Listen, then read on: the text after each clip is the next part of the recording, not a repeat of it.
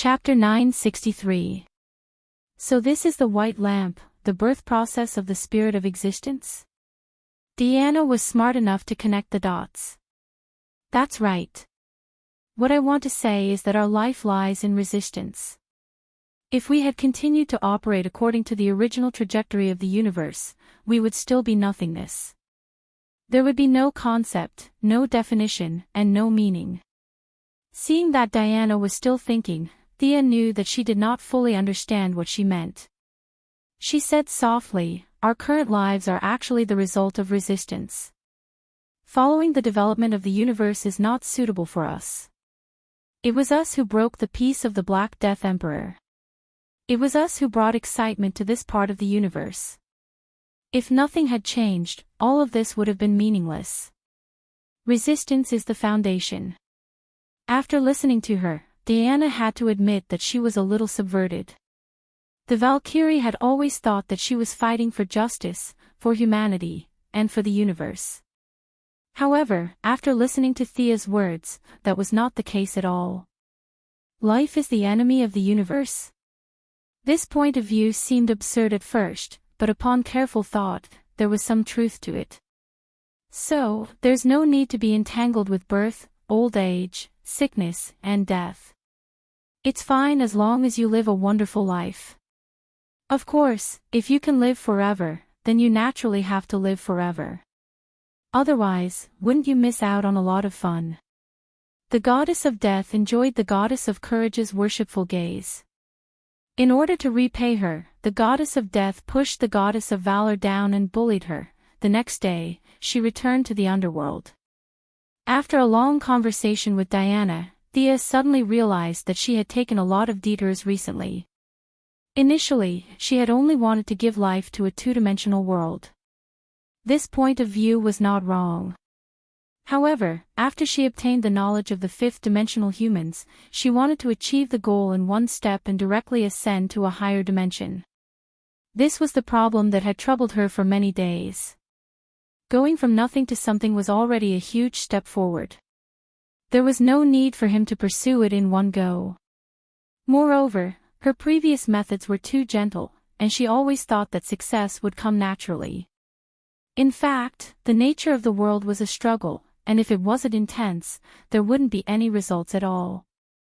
She had already completed the step of subduing the will of the world. Now, she only needed to create one life to be considered a success.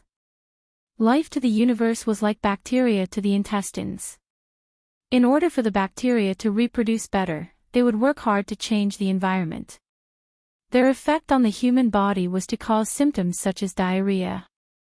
Humans had to eliminate these bacteria from their own point of view, but for the sake of their own health, they could not completely eliminate them. The game between life and the universe was the same. One wanted to change the other, while the other wanted to control the other. The counterattack of the green of all things and the black of decay was the revenge of nature against life. Entanglement and hostility were the true workings of the world. It had to be said that Thea's thinking was a little too simple to expect life to be born naturally. There was nothing more to say. Everything was clear. Suppress all discontent and fight back. Although it was said to be a game of brute force, it was actually not that intense. The process was really not that difficult. This two-dimensional world is too small, and its own will has only been born for a short time. It is muddle-headed and can't leave Thea, but it also wants to make its own voice. Milady did not waste any time and directly used the fifth dimension method to instill her will into the world. All kinds of complicated emotions destroyed the weak will originally produced in the two-dimensional world, and it was finally replaced by Thea's own will. However, she did not completely exterminate them. Whether she was a normal person or a new god, she knew the importance of balance. Light and darkness, good and evil, life and death. Both the front and back sides were indispensable. Now, the will of that world was more like a mixture of her and her original will.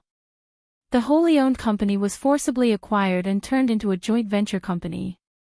Foreign capital took the lead, and the original will was squeezed into a corner. It chose to hibernate and wait for the opportunity to rise again. The first life was born from the soil. In the two-dimensional world, it was like a giant. The origin of its body was still made of stone. It was very curious about everything when it was born. It touched here and there and looked there. However, Thea felt a wave of sadness. She saw the fate of this life. Its life trajectory was very short. After exploring the world and finding nothing, it sat alone and meditated. In the end, it burned itself and brought the real fire of life to the world. The word death would appear after the stone man burned. The stone man did not have a name. Its fate was already determined. In the two-dimensional world, this life was very great, but in reality, it was just an illusion that was not very real. Although Thea repeatedly told herself that it was just a program, she still felt sad. Indescribable pain hit her heart. The whole world breathed with her, and she was happy with her joy. She felt that she had broken away from the limits of her body and became a transcendent existence. The whole world was under her eyes. As long as she wanted to, she could see any corner of the world and anything that happened. In this world, she was omniscient and omnipotent. It was as if she had unlimited power. Fate and death had to bow at her feet. No, this was very wrong. Her heart was warning her. This pond was too small and should not be able to contain her. She should not be limited here. The outside world was her foundation.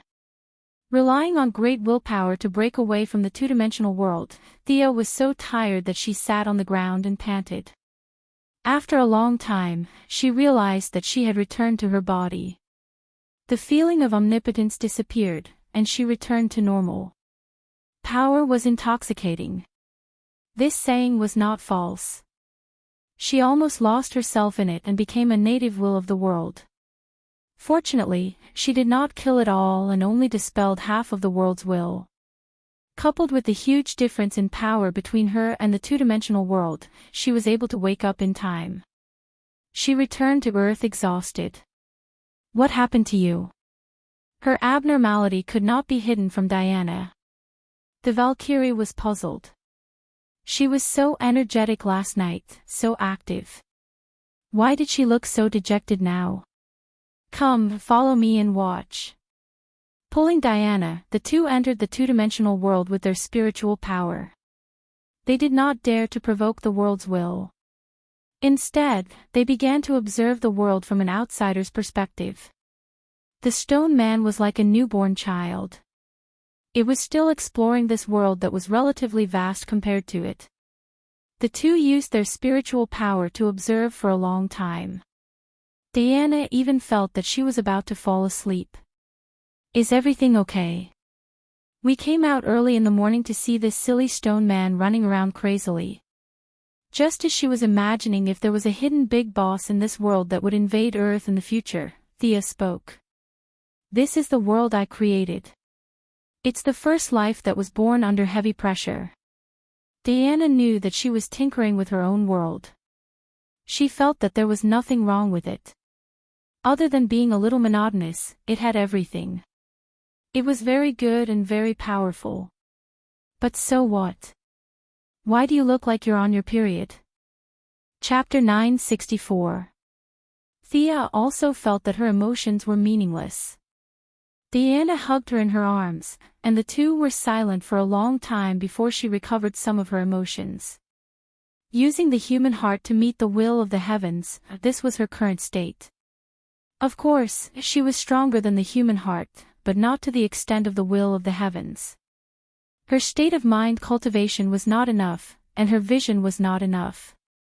Instead of honing herself step by step, she learned the abilities of the fifth-dimensional people and took a different path. The whole world was pressing down on her heart, and now, even the slightest ripple would cause a great change in her emotions. For the whole day, Thea was absent-minded. Batman looked at Diana with a strange look, which meant that they were playing a new game again. The war was about to start, so they had to control themselves. Superman and the Flash were first-class honest people, and Oliver was her brother, so it was not convenient for them to ask about this kind of private matter. As a reserve member of the Alliance, Supergirl seemed to have thought of something bad, and her face turned red. Fortunately, democracy and freedom were emphasized here, and privacy was respected. Even a nosy person like Batman could only ask very implicitly, and others could not talk about this topic at all. The inquisitive eyes of several people made the Valkyrie very embarrassed, but this kind of thing was tacitly understood not to ask, and she could not pull the collar of her neck and explain to them one by one, so she could only keep a straight face and ignore all the strange gazes. Relying on Diana as a shield, Thea took a full 3 days to return to normal. The will of the universe was her, but she was not the universe. It was easy to say, but in fact, it was very difficult to connect and separate the two. Although her world was as small as a cell compared to the real world, she had already peeped into that supreme realm. Among the several big shots who created the world, God had the highest realm and was the most carefree. He had already cut off his connection with the world. The world was created by him, but he would not stay here forever.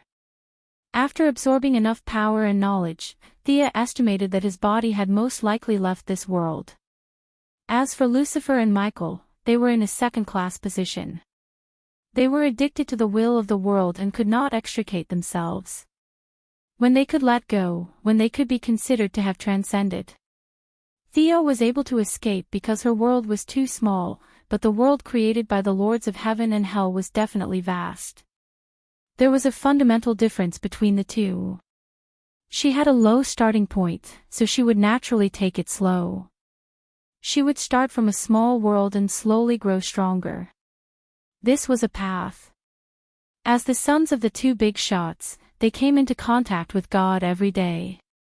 Naturally, their vision was extremely high. If they were going to do something, they would do it big. It wasn't impossible to directly head to a parallel universe great world. Different routes lead to the same destination. Everyone had their own methods. It was impossible to say who was better than the other. I should have recovered. She checked her body and found that there were no problems.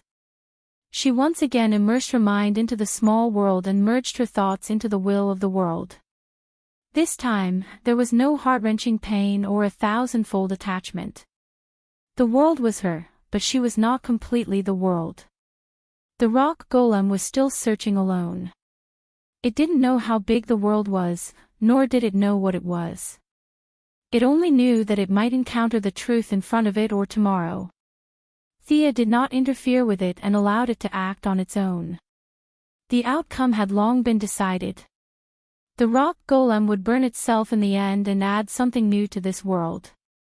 Its death would also mark the beginning of the evolution from a two-dimensional world to a three-dimensional world. Thea did not intend to stop it. If she couldn't even let go of a creation, she wouldn't be able to survive in this world. The process was a little tortuous, but it was a stroke of luck. The matter of the two-dimensional world was completed naturally. In the future, all she had to do was sit at home and wait. The world would automatically evolve.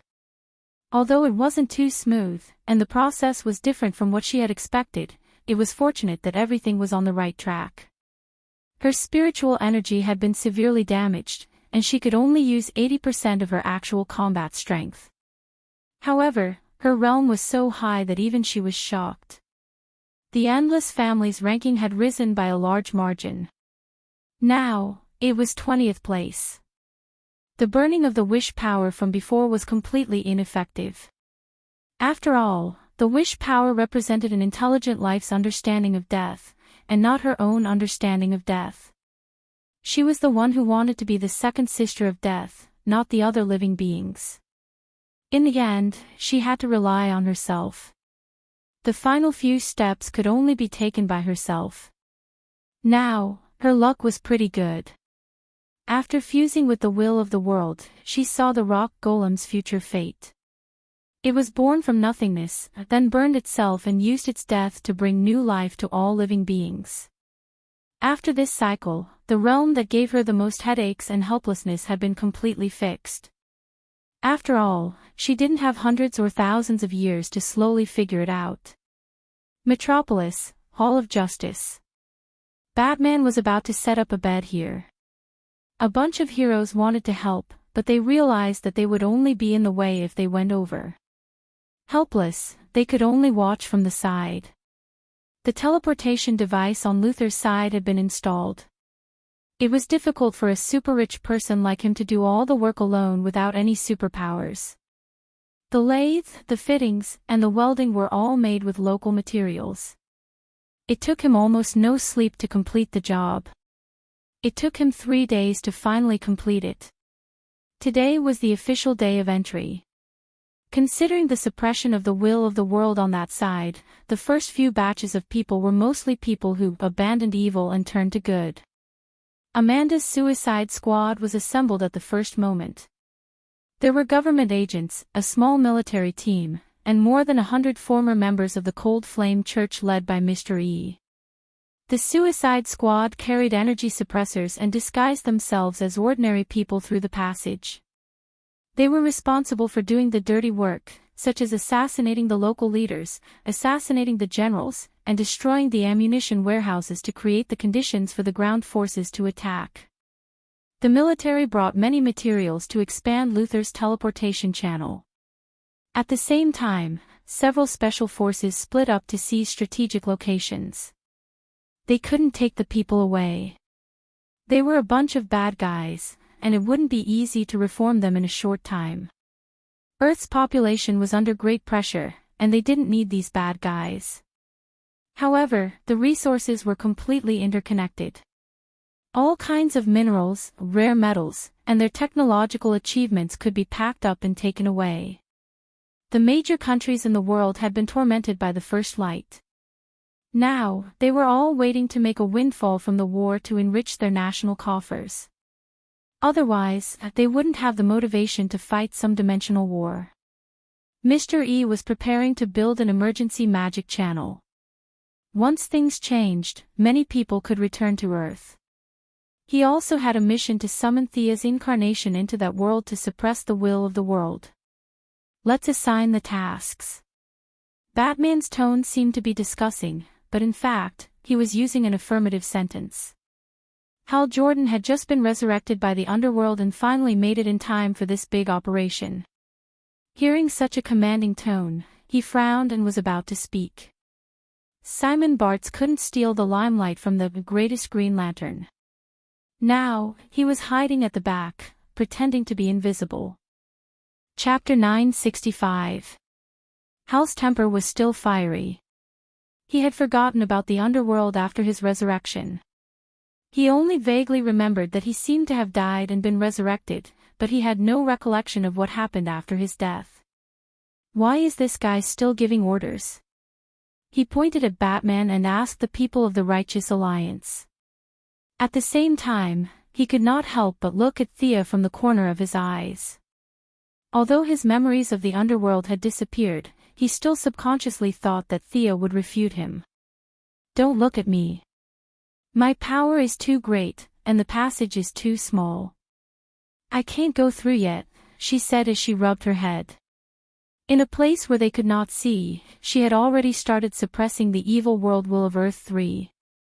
Her avatar was not in place yet. It was very difficult for her to suppress such a large world will. Even if her avatar was in place, it would take at least 2 days to suppress it. She did not want to talk about this. It was not that she liked to contribute silently.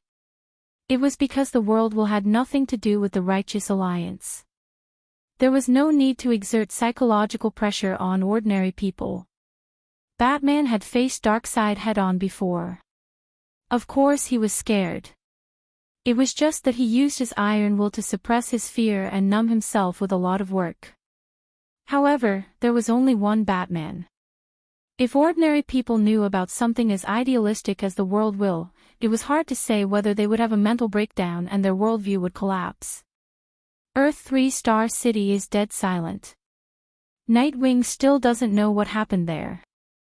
Central City is controlled by Johnny Express. We can't choose that as our first stop. Most of the superpowers will be there. I suggest that we settle down in Gotham first. To deal with the superpower, the anti-watcher. If that Nightwing is intelligent, he should cooperate with us to fight against this powerful threat from beyond the universe. Batman stated his conclusion. To support his words, he even took out a lot of information that Nightwing had collected. Nightwing of Earth 3 had killed his parents. There was no doubt that he was evil in the eyes of the Righteous Alliance. However, he ruled Gotham with his own definition of order. He was not someone who would kill without restraint. Batman felt that he could win him over first. To be honest, they did not know much about the Wayne family. However, it was always a good thing to have someone who was familiar with the local area to help. Superman wanted to nod and agree. Sorry, your idea is not bad. However, I'm afraid that it will fail in the next 2 days. Thea couldn't help but interrupt. Why? The Missy was having a headache. Why did this guy Batman have so many whys?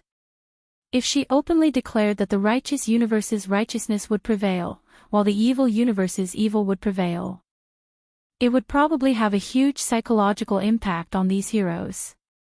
The value of heroes lay in their perseverance. If they were told that no matter what they did, justice would prevail at the final moment, how would they feel? Since I'm going to win no matter what, I'll go home and rest. Putting herself in his shoes, Thea felt that if she were in his shoes, she would definitely think the same. Seeing that she had to answer this question, she had no choice but to talk to Batman privately on the Mind channel. Batman could only accept it passively. He couldn't speak in the telepathic channel. After thinking about it for a while, he felt that this matter was a bit mysterious.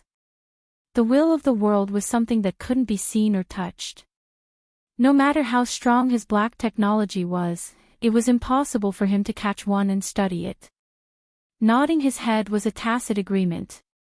The members of the Righteous Alliance did not know what they were talking about, but they wisely chose not to ask. Then we'll carry out the second set of plans. We'll attack Super Overlord's Fortress of Solitude from space. Thea felt that Batman had probably made a lot of plans. It was a good idea to get rid of Super Overlord first. Super Overlord was too intimidating to the 3 people on Earth. Although Thea estimated that he would most likely escape under the will of the world, it was still possible to seriously injure him. She would not participate in the early and mid-stage battles at all. She nodded her head in agreement. Green Lantern Hal also agreed. He could show off his skills in space battles without so many scruples. On the other side, Superman also agreed. Nightwing sent back a lot of Super Overlord's evil deeds. Superman was a little angry, which was rare. He said, I want to defeat Super Overlord with my own hands. Thea jumped out again to pour cold water on him. Sorry, I'm afraid you won't be able to defeat him. Superman asked the same question as his old friend Batman, why? That guy uses kryptonite as his main energy source. I reckon that the Fortress of Solitude must be filled with kryptonite. If you go in, I'm afraid it's not going to end well. Superman was suddenly stuck. He could rely on his willpower to hold on if it was 1 or 2 pieces of kryptonite. But if it was a few hundred or a few thousand pounds of kryptonite, he could not do anything. There was a limit to his willpower. It can absorb kryptonite, but it will be damaged by the yellow sun's energy, right? Batman asked. Thea nodded. Batman took out a yellow light ring from his belt. This can hurt him. It simulates the wavelength of a star. I remember that the yellow light can charge Kryptonians, so it can also hurt Super Overlord.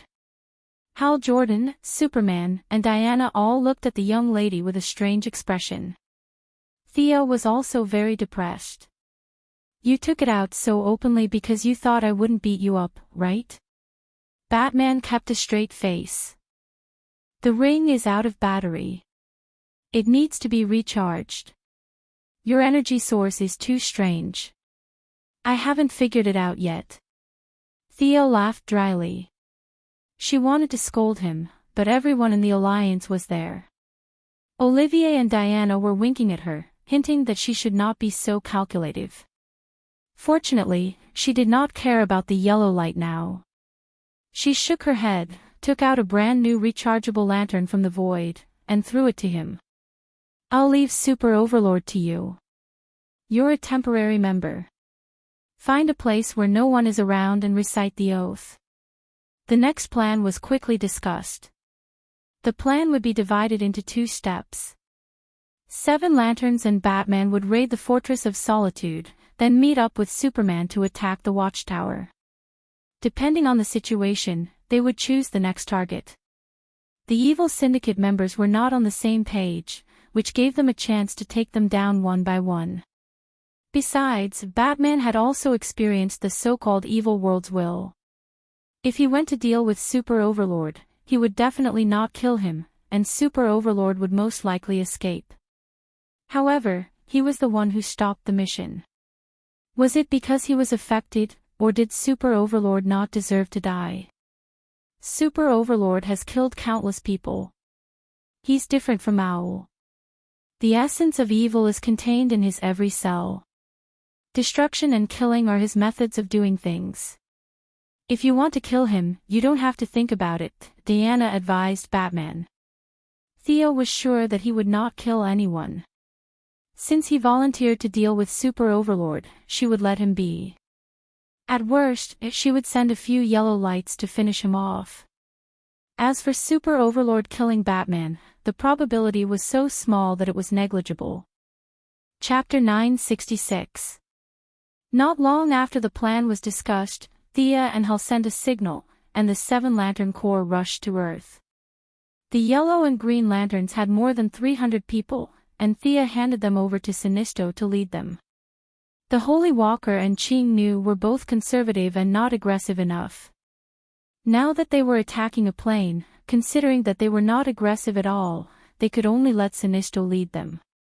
The Green Lanterns were now the guardians of the Green Lantern Corps. They had been away from the material world for too long, and there were many things that they did not understand. The few of them could only delegate power to the Green Lanterns. The Green Lanterns elected internally, and Hal Jordan became the leader. Without affecting the stability of the universe, he transferred 500 Green Lanterns from all over the universe to participate in the battle. He was now the leader of a force, and this was the main reason why he was unhappy with Batman as the commander. Only a few people from the Purple and Red Lanterns came. After Thea gave him 10 containers of junk as Christmas gifts, Orange Lantern Laughless also came over half coerced and half tempted. The Righteous Alliance, the Suicide Squad, and the Rogue Gang were all mobilized. The International Justice League, led by the Golden Vanguard, stayed on Earth. The Bat family's Batgirl, Batwoman, and Batwing were also left in Gotham to prevent Black Mask from causing trouble. The young Titan was also left behind to look after the home. The Bear Kids expressed their dissatisfaction, but they were all forcefully suppressed. On the surface, they were looking after the home, but Thea's secret forces were not used at all. With Death Knell Fiora's ability, it was more than enough to protect Earth. The military operation codenamed Eternal Justice officially began. All the participants were present, and they were teleported in batches 5 minutes apart. Madame Xanadu and Old Moss stayed on Earth. On Earth 3, with the help of Zatanna and her father, Mystery worked together with the others and spent a lot of effort to summon Thea's projection over. This was Earth 3's Detroit. The name of the city was the same, but it was located in Europe. It was a sparsely populated city. The projection looked at the surrounding environment. She wanted to arrange the energy distribution of the lantern ring and then suppress the will of the world here. After a simple conversation with Superman and Diana, she teleported away to Mars in this universe. Many arrangements could not be disturbed, and an empty Mars was the most suitable. After she left, it didn't take long for the 7 Lanterns ring to finally light up again. Superman and Supergirl activated their vision to the maximum. They carefully inspected the Earth. Superman first looked at the Fortress of Solitude in this world. Indeed, there was a lot of kryptonite stored inside, and it was heavily guarded. The defense facilities were all activated. It was impossible to sneak in quietly. He told Batman what he had seen. Batman also felt that it was stupid to attack head-on against countless defense facilities. There was no doubt that Krypton's civilization level was higher than Earth's. Fortunately, he had a lot of backup plans. Where are the watchtowers? How are the defenses there? Superman looked at the square watchtower again. It seemed that to avoid the overbearing Fortress of Solitude, the Night Owl's watchtower was not in space, but on the far side of the moon. Superman looked for a while before he found it. The outer layer is covered with a thick layer of lead. I can't see what's inside. Superman looked at Batman speechlessly. Why is this nightingale here the same as you? Batman did not seem to understand the meaning of his gaze. Where are the enemies at the moment? Superman and Supergirl searched separately and soon came to a conclusion. Super Overlord should be in his fortress. The Night Owl seems to be on a date with Queen Super. Divine Power Ring is with the government personnel in the Black Palace. Johnny Express is in Central City. Death Storm is not found. It might be in the Watchtower. Sea Overlord is in the Atlantic Ocean. We can create a small disturbance and gradually lure them out. We can kill them one by one. Mr. Excellent tried to make a suggestion. There were supporters and opponents. The supporters thought that it was a good idea to suppress the enemy with numbers. The opponents thought that it was not a good idea. They did not know if the enemy had a way to contact them. They might be able to trigger the whole situation. Once the war started, they would lose the initiative. Attack the watchtower. I need more information on them. The discussion was fruitless. Batman did not continue to promote democracy and directly gave the order. Who would go? It must be someone with the ability to fly and survive in space. The Seven Lantern Corps was the most suitable, but Sinisto did not move. As the commander of the Three Lanterns, he acted as if he did not hear. Hal was also dissatisfied with Batman's unscrupulous orders. It was fine if he commanded this and that, but now he had 500 Green Lanterns behind him. If he obediently followed orders, what would the Green Lanterns think? The Purple Lantern Carol Farish chose to synchronize with the Green Lantern. The Orange Lantern Laughless was very satisfied with the Christmas gift Thea gave him. Now he was hiding in a corner and writing quickly. He wanted to write a longer list of gifts that he needed. He did not hear Batman at all. On Earth, Superman's Supergirl characteristics were too obvious. They could not move. Diana's combat power was too high. It would be a waste to move now. The remaining Sea Overlord Bali could not fly. The situation was a little quiet for a while. At the critical moment, the Red Lantern Corps stood up. The Red Lantern Corps leader, who looked fierce and burly, said angrily, "Attikitis does not care about your war. I'm just here to repay a favor. I'll leave after a fight. Tell me, Earthling, how do you want me to fight?" Batman did not care about his attitude. As for whether he would write it down in a small black book after the event, he did not know. He thought for a while. You guys pretend to pass by inadvertently in space and then attack the watchtower. It's best if you can lure the enemy out. Can you do it? On the other side, Ching Nu said that she could teleport them to a distant place. After that, they could pretend to pass by and then fly back. Attikitis was very dissatisfied with this kind of sneaky behavior. However, as he said, he was here to fight to repay a favor to Thea. It was not a problem for him to fight however he wanted. Nodding in agreement, Ching Nu teleported them away. In less than 10 minutes, a few heroes with supervision saw him rushing toward the moon's watchtower with Civet and his subordinates. It had to be said that the Red Lantern Corps were all fierce. They did not look like good people at all. Furthermore, they came in different shapes and sizes. They looked like aliens.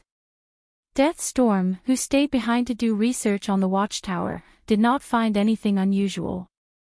The main theme of their universe was evil. It was too common to see a few evil aliens passing by. Completely unaware that this was the prelude to the Great War, Deathstorm slowly walked out.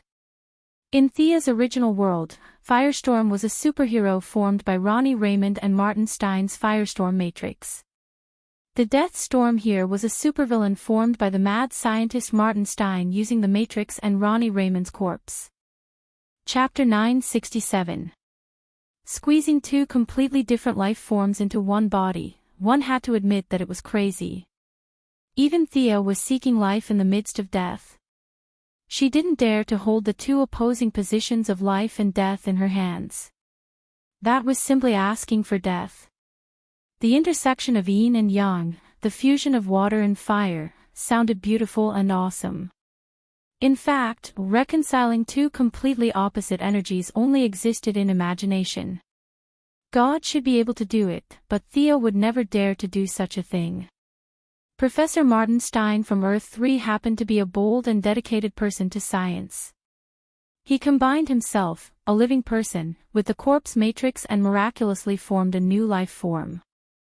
At the same time that he obtained superpowers, the undead part also caused his way of thinking to undergo a drastic change. Having the ability to rearrange the atomic and subatomic structure of inorganic matter gave him an extraordinary view of the composition of the whole world. Among the syndicate members, he was the most indifferent to life.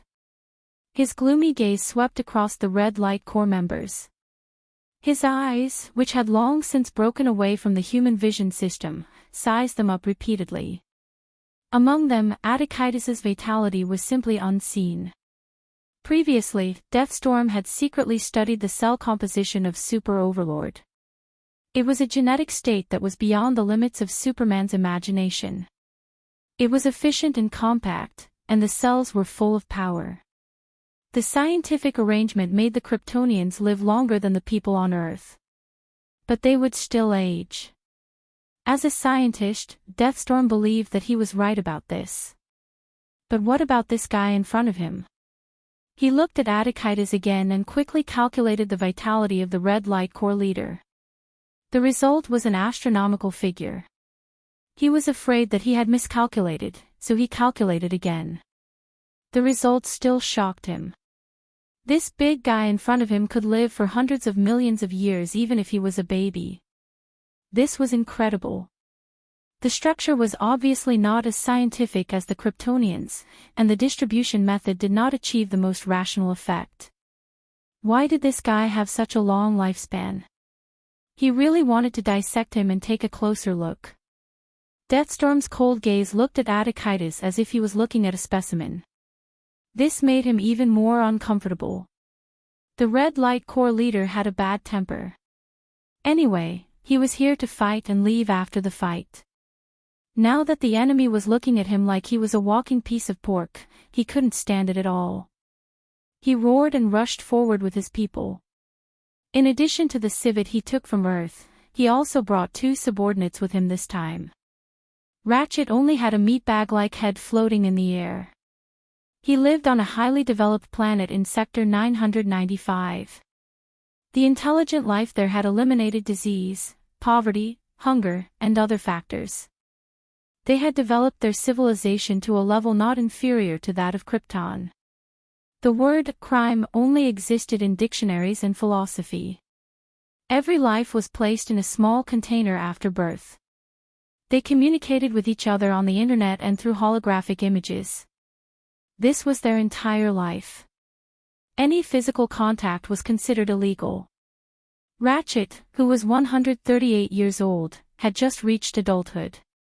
He lived in the number 567 nutrition cabin of Unit 24, Room D, and this was his home. He was born here, and according to the strict laws of the planet, he would die here. The living habits of dozens of generations had caused their descendants to change beyond recognition. Their bodies had completely degenerated into a few tentacles that could barely sense the outside world, while their heads were incomparably large, making it convenient for them to connect to the planet's network. The young Ratchet was at a loss for the future. An idea that was considered treacherous by the locals grew in his heart. He wanted to put on a protective suit, walk out of his nutrition cabin, and see the real world. The result was self-evident. He was captured as a negative example.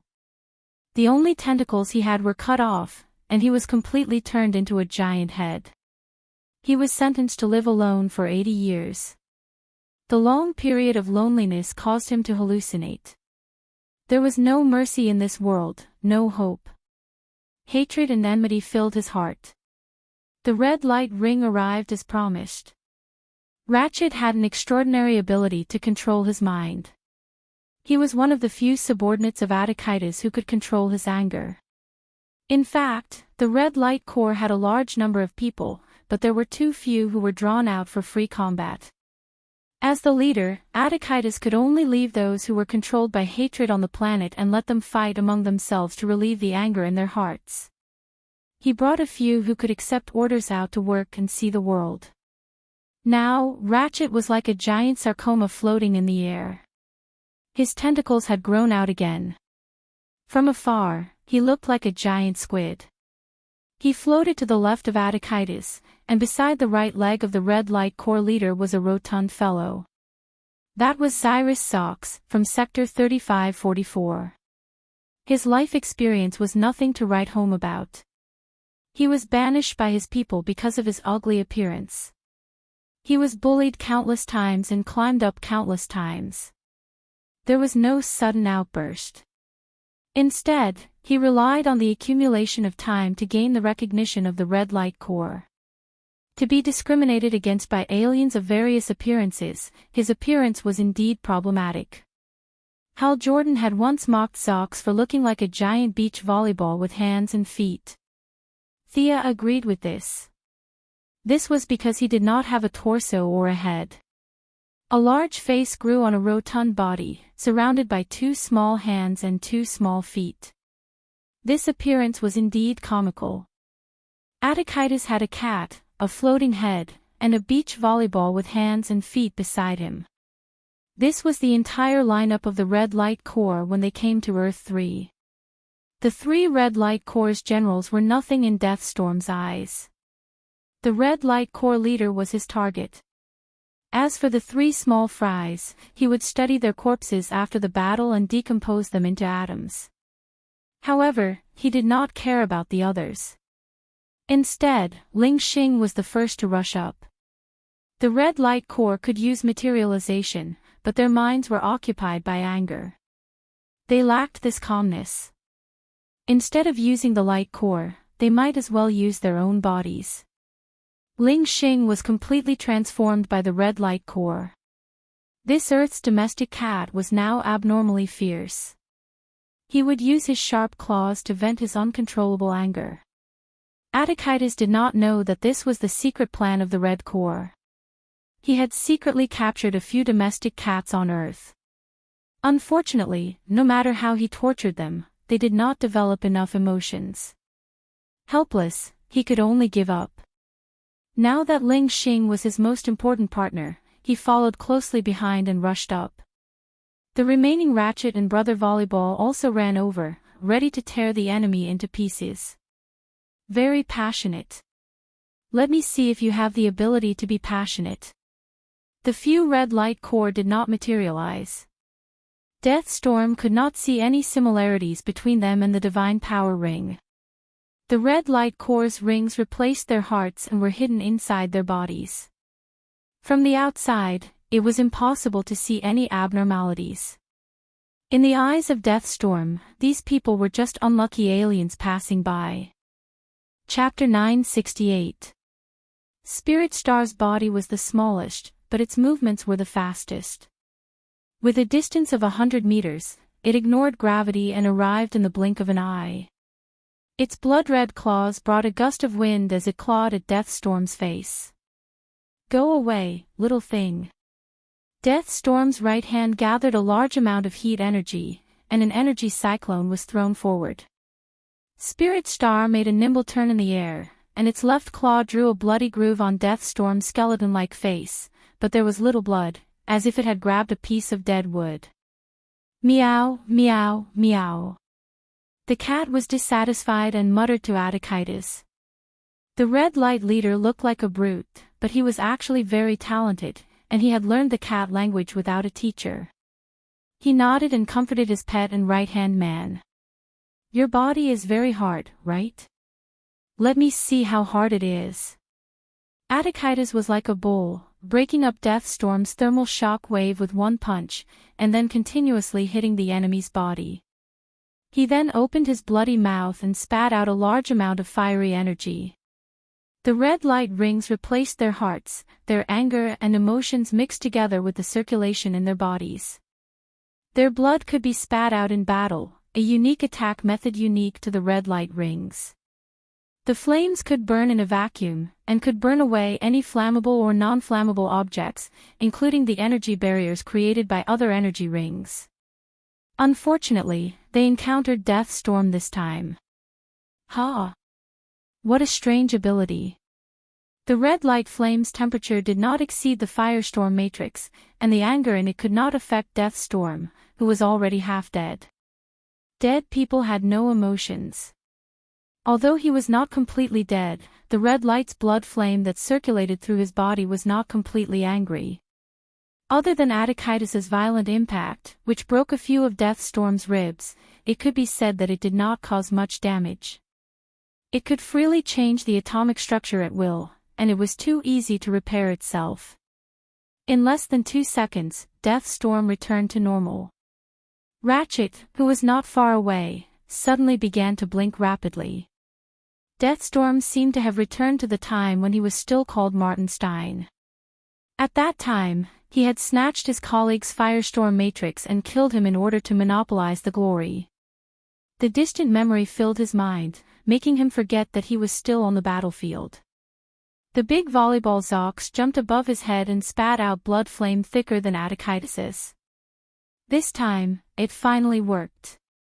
On one hand, Deathstorm's thoughts were stirred, and on the other hand, a large amount of anger emotional impact.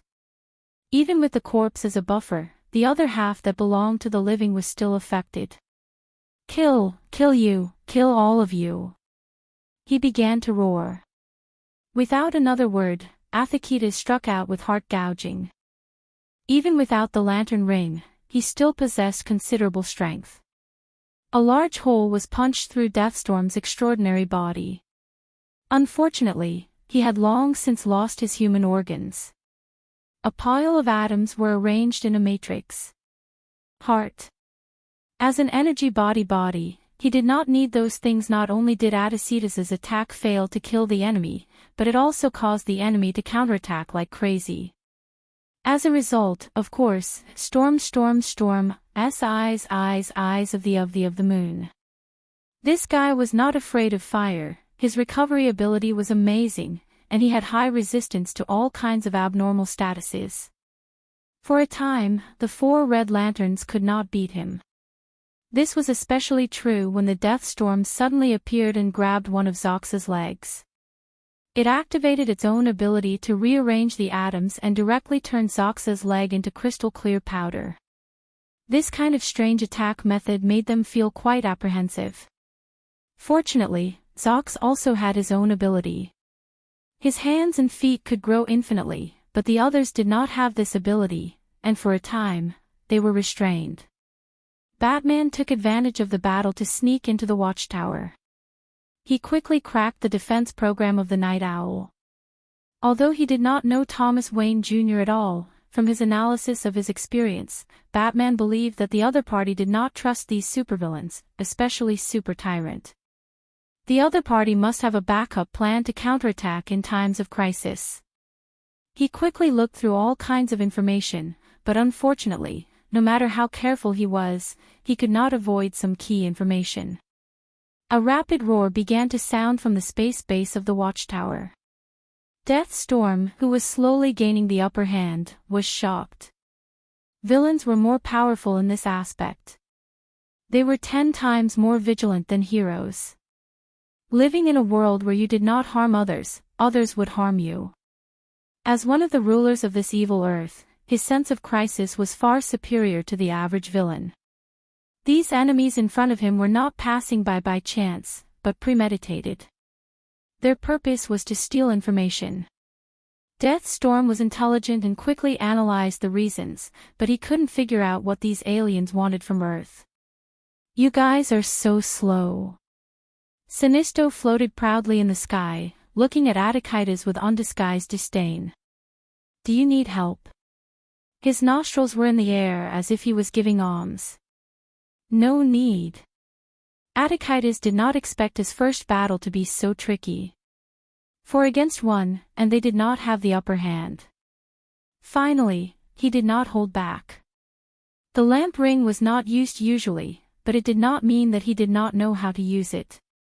With a swoosh, a red giant hammer a few meters tall appeared. Death Storm was stunned. This thing was a bit like the Divine Power Ring, but the Divine Power Ring was green, and this was red. What was the relationship between the two? Before he could figure it out, Ratchet launched a psychic attack at the right time and stunned the enemy. The red giant hammer fell and smashed Death Storm directly into the deep pit on the moon. After that, Audiobook showed his skillful control skills, changing from a slap to a grab. A red giant hand firmly grasped Death Storm and gradually tightened its grip. Death Storm's body was very strong, but that was compared to ordinary people. He could change molecular structures at will, but it could only change objects that could be explained by the firestorm matrix. It was ineffective against the lamp ring that came from thousands of years in the future. You. Who are you people? He was a little dumbfounded. In his eyes, these people who were flashing with all kinds of lights suddenly jumped out from the crowd. There were red, yellow, green, and blue. His eyes suddenly saw hundreds of green lights, and he instantly realized the seriousness of the problem. But he did not realize that these people came from another universe until he finally found Hal Jordan. One was very brave, and the other was timid. Their temperaments were completely different, but their appearance was not much different. Plus, they were all green lights, so Death Storm finally realized his negligence. You guys come from another world.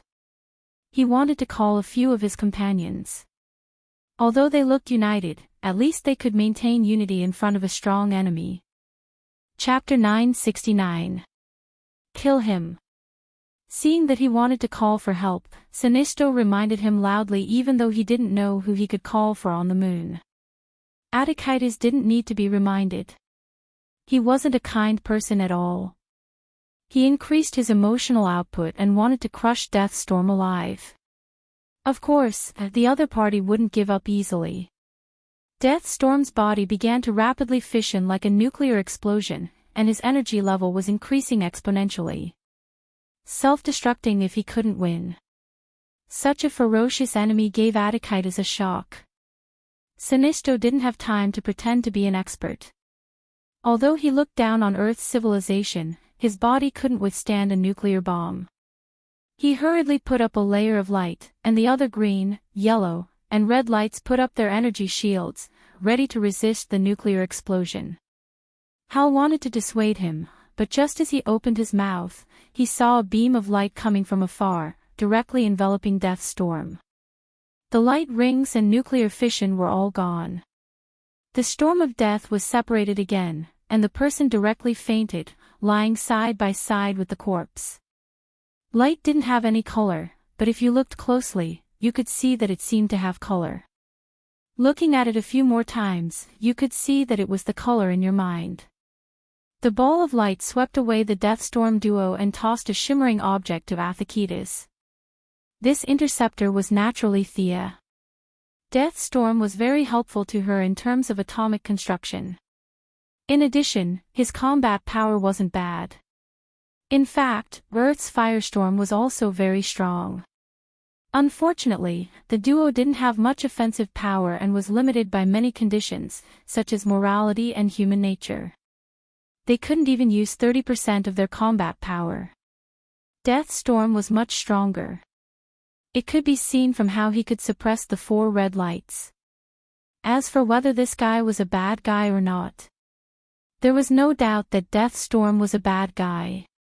But he was also a scientist.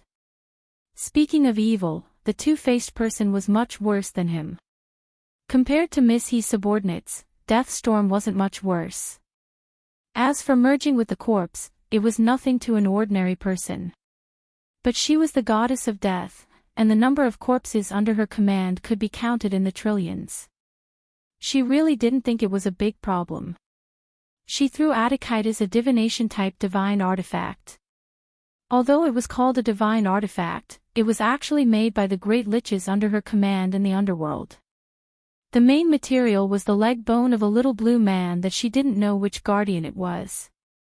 In the future, Daoist would be able to use part of the little blue man's knowledge in his divination as a reward for this operation. A favor was a favor, and the benefits that should be given should still be given. At this moment, she was on Mars, and she was knocked unconscious by the deadly storm. She was then tossed back to hell. Thea was trying her best to cooperate with the main body to suppress the will of the world here. The will of the world would use countless coincidences to build up a certainty. If she ignored it, this righteous action would have a high chance of failure. She stood calmly in the void, and not far from her, there was a person who was watching her attentively. It was a tall man wearing soft armor with a golden cloak. His face was ordinary, and he wouldn't stand out in the crowd. The only thing worth noting was that he was surrounded by a black aura, as if he had practiced some kind of demonic art. You are a unique life form, a special existence. Why do you want to participate in the struggle between ordinary life forms? That doesn't suit your identity. The man had been watching for a while, and only when Thea saved the deadly storm did he ask in a calm tone. Thea bowed slightly, and said in a neither servile nor overbearing tone, "Respected Watcher, our life forms are different, and our responsibilities are also different. You are responsible for monitoring, recording, and future planning, and I will do what I have to do." The increase in her realm allowed her to take a big step into the origin of the world.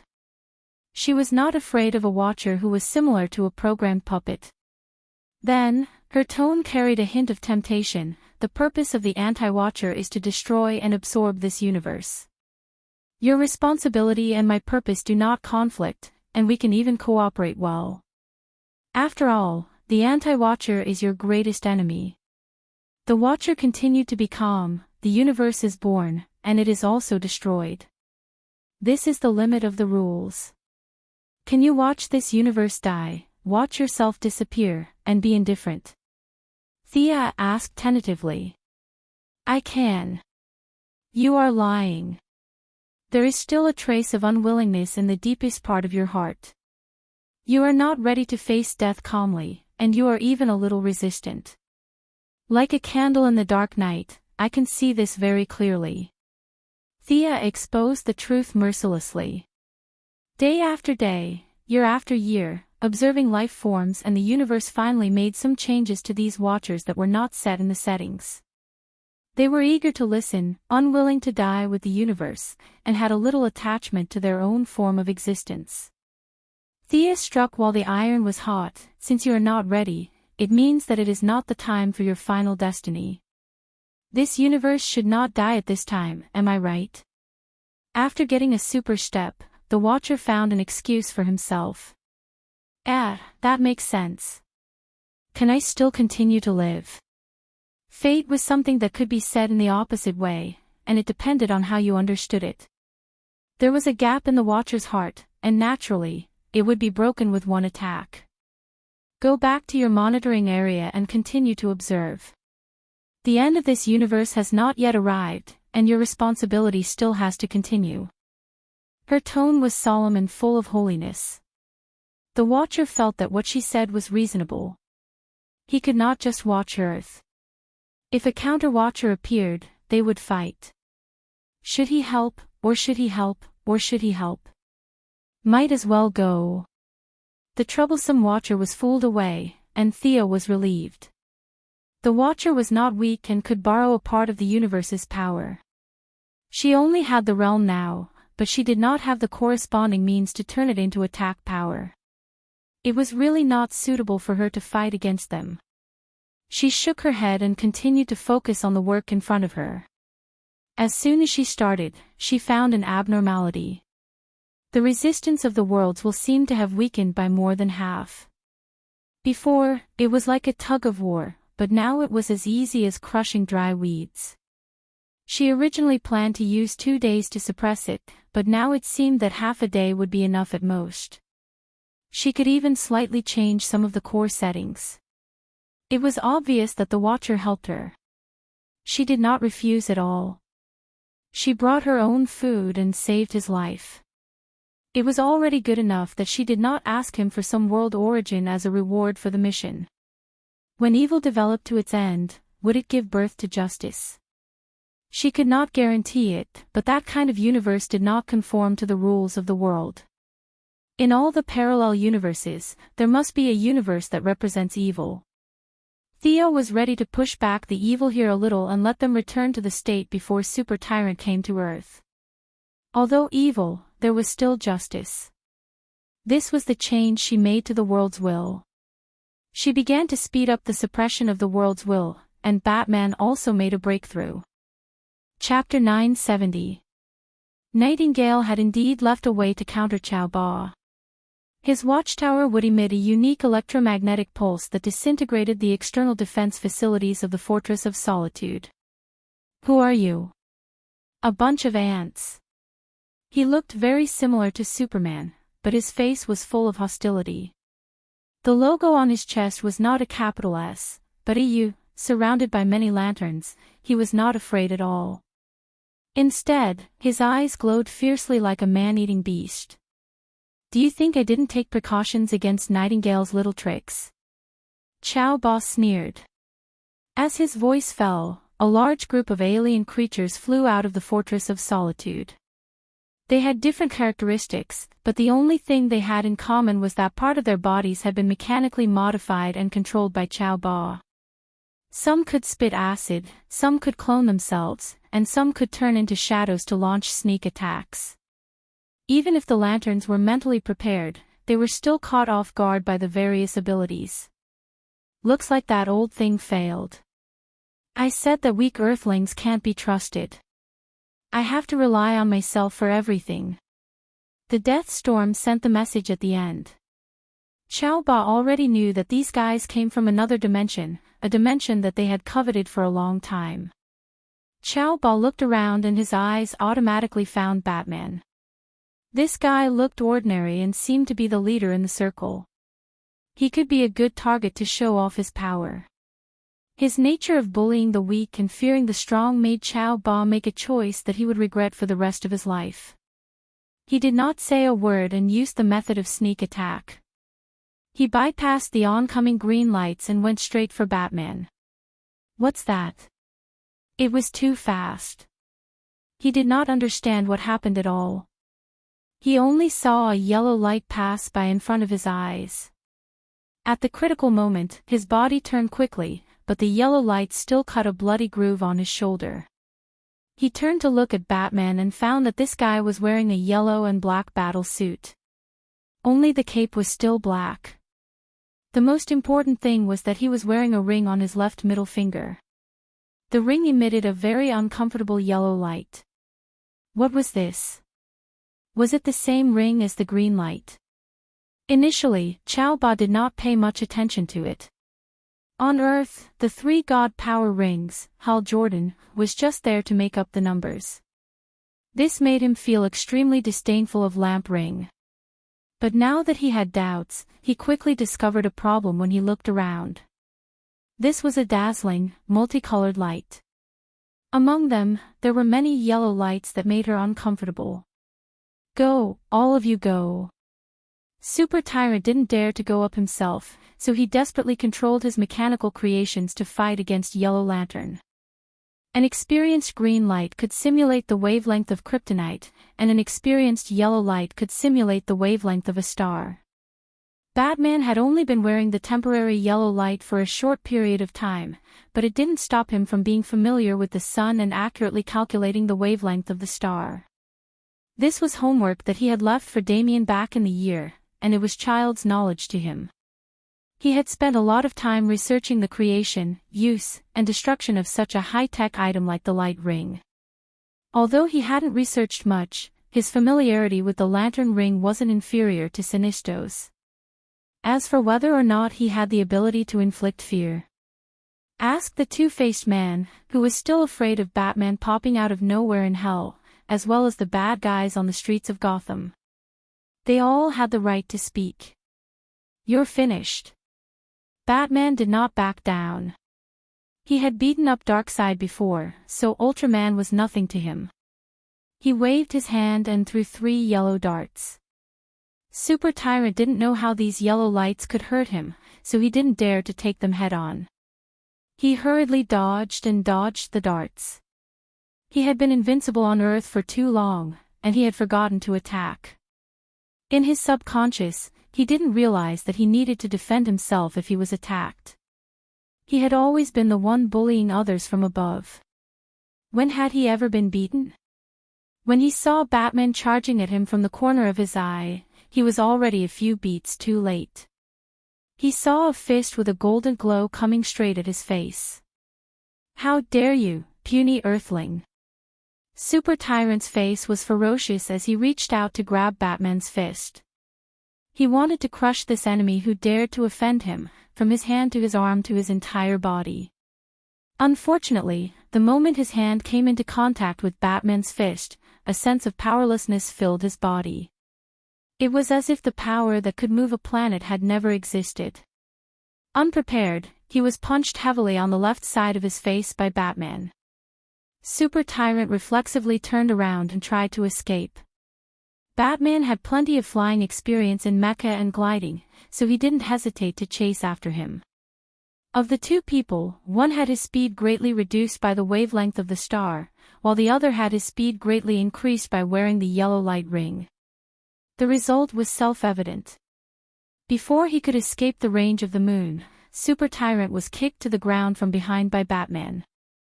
Fists rained down on him. How can this be?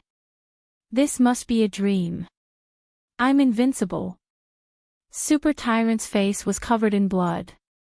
He was still shouting and yelling like a mad dog. Batman revealed the answer under his puzzled gaze. "You're too superstitious about your own strength. You've long forgotten your own weakness. You only know how to rely on strength without any willpower. You're the weakest person on this planet."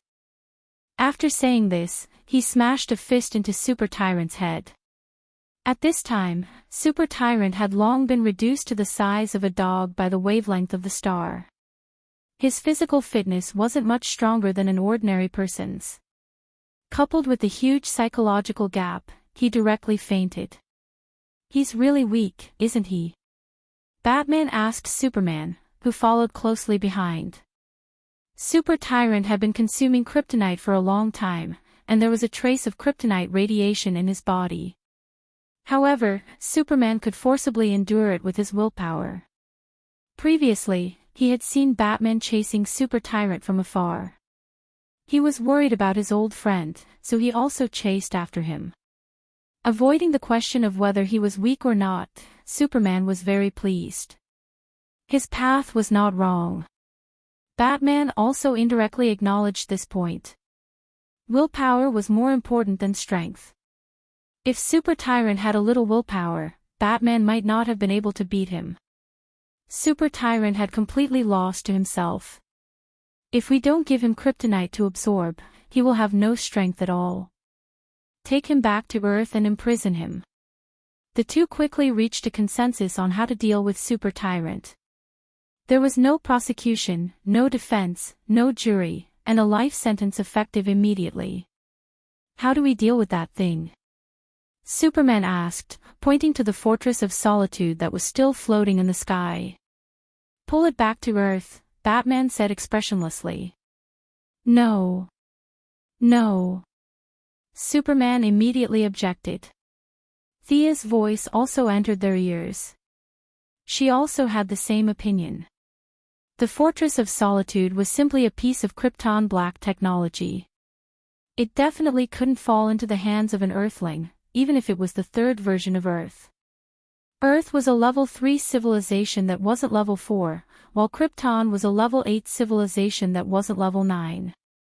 This wasn't a constant value, but an average value. Some inventions on Earth were beyond the current level of technology, and Krypton had them too. The classic example was the Fortress of Solitude. Chapter 971. Think about Batman. How many years ahead of Earth was Luthor's technology? Who could calculate that?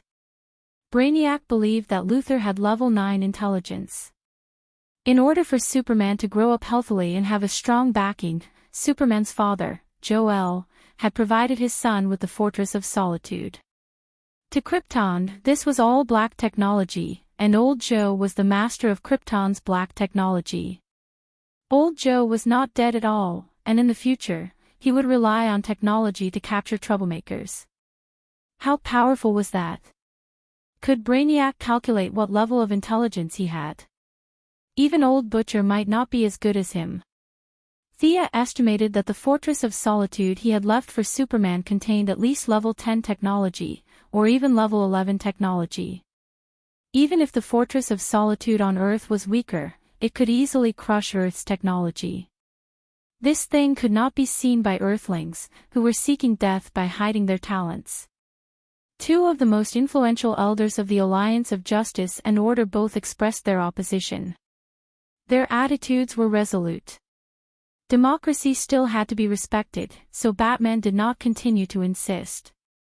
He escorted Superboss back, and Superman flew to the bottom of the Fortress of Solitude. Enduring the radiation of kryptonite, he threw the fortress, which contained countless black technology, into the sun. Superboss used kryptonite as an energy source. He usually ate kryptonite as a snack and stored it all in the fortress. Seeing the veins on Superman's forehead bulging as he pushed the spaceship into the sun, he knew that there must be a lot of kryptonite in there. Batman expressed regret for the destroyed kryptonite, but he also knew that it was fine if he secretly hid a few pieces. If he hoarded dozens or hundreds of kilograms of kryptonite, even Superman would get angry. The battle ended quickly.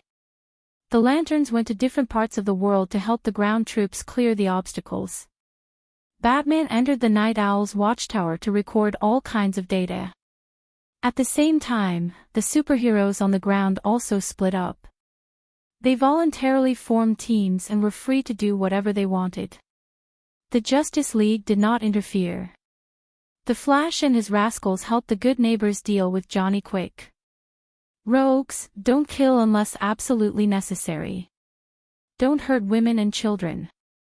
Captain Frigid, who was holding a freeze gun, emphasized again before leaving. His three teammates, Heatwave, Mirror Master, and Weather Wizard all agreed to this rule. You'd better remember this promise, the Flash said to them seriously. Captain Lang Han was very relaxed. Don't worry, the lady from your righteous alliance hired us. We won't ruin our own reputation. Come on, let us take action. As long as we defeat that speedster, it will be enough for us to live freely for a long time. The remaining members of the rogue gang cried out in excitement. Not only did they get to earn money, but they could also beat up the extreme speed user. Without any moral burden, such a good thing was simply like a dream. The Flash helplessly looked at their energetic faces. He couldn't comment on whether Thea's decision to hire the rogue gang was right or not. He just felt a little confused when he thought that he would fight side by side with them one day. The other party is vicious and merciless, and he enjoys killing people. He's not me, so you guys better be careful. Seeing that the rogue gang did not seem to treat the extreme speed as a threat, he kindly reminded them. We are also bad guys. You should be careful. Captain Han looked at the Flash with a complicated expression.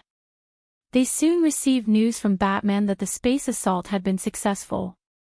The Watchtower and the Fortress of Solitude had been taken care of. As long as the enemies on the ground were taken care of, the Eternal Justice operation would be considered a success. The Flash ran to Central City himself, and the rogue gang used Mirror Master's teleportation to go directly. Was it faster to run or teleport? As it turned out, teleportation was faster. The 4 members of the rogue gang walked out of the broken glass in the corner and looked at the city that was similar to Central City. Perhaps because their appearances were too unique, they quickly attracted a group of gang members to surround them.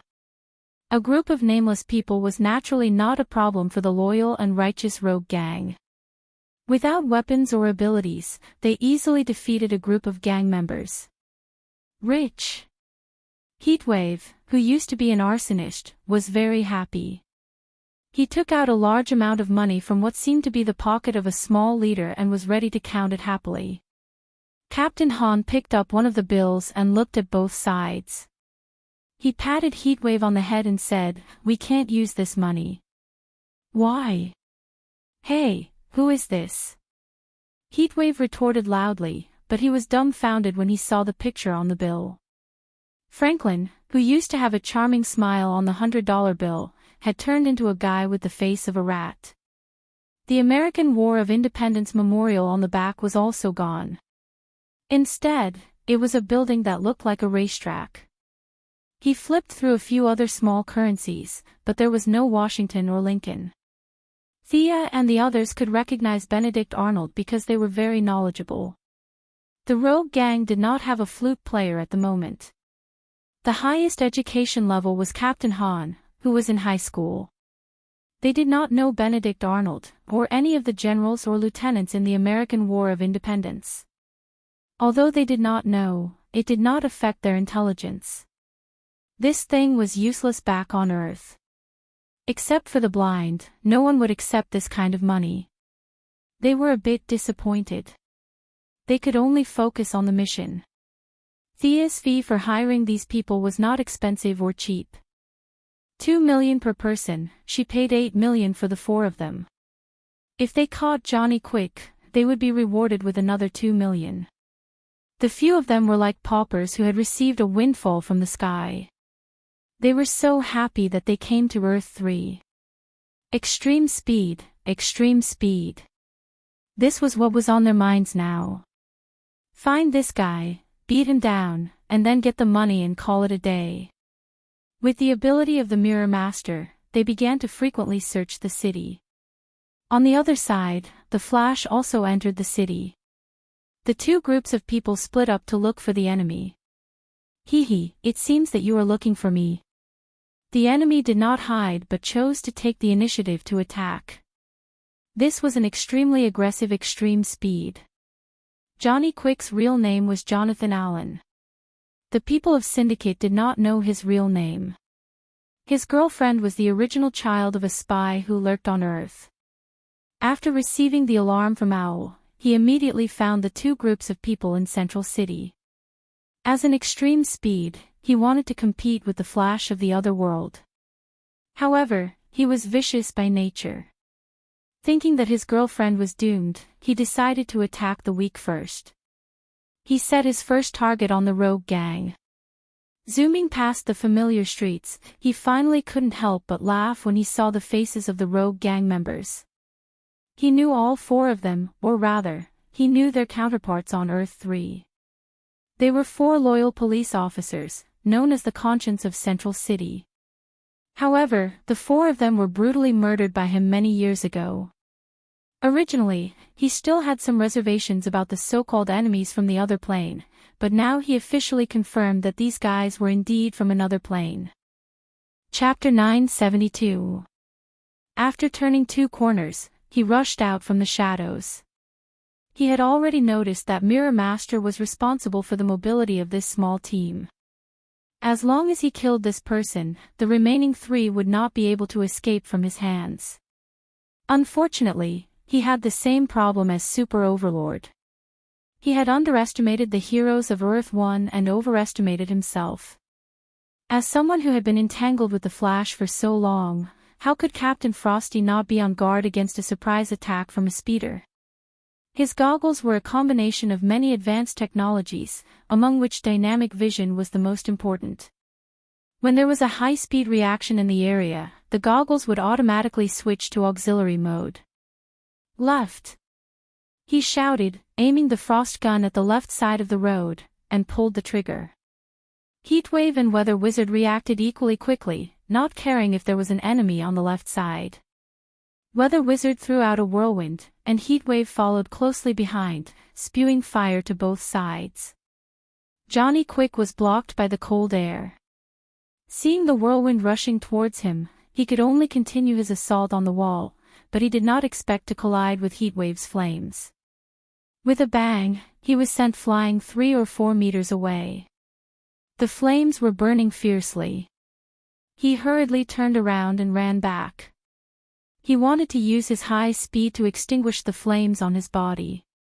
But since Heatwave and Miss Gotham's Firefly had discussed the experience of arson during the Night of Darkness, a lot of accelerants had been added to the flames, making them hotter than traditional flames and harder to extinguish.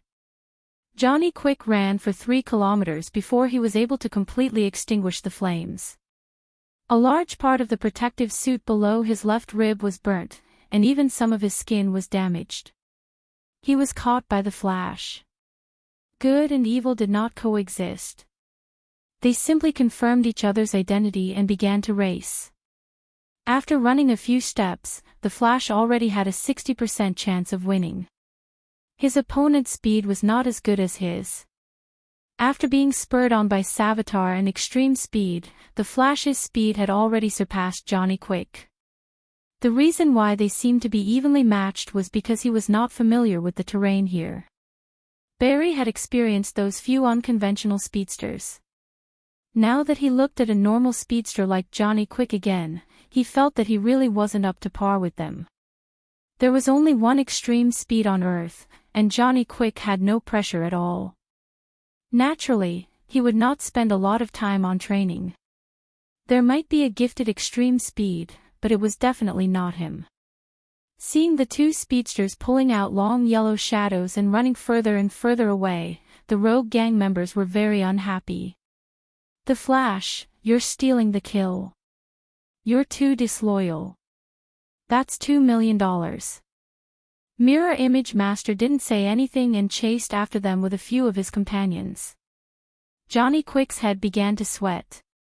A minute ago, he had already disregarded his dignity and called for help from his companions. Unfortunately, their communication channel had been hacked by Batman, and no one received the message.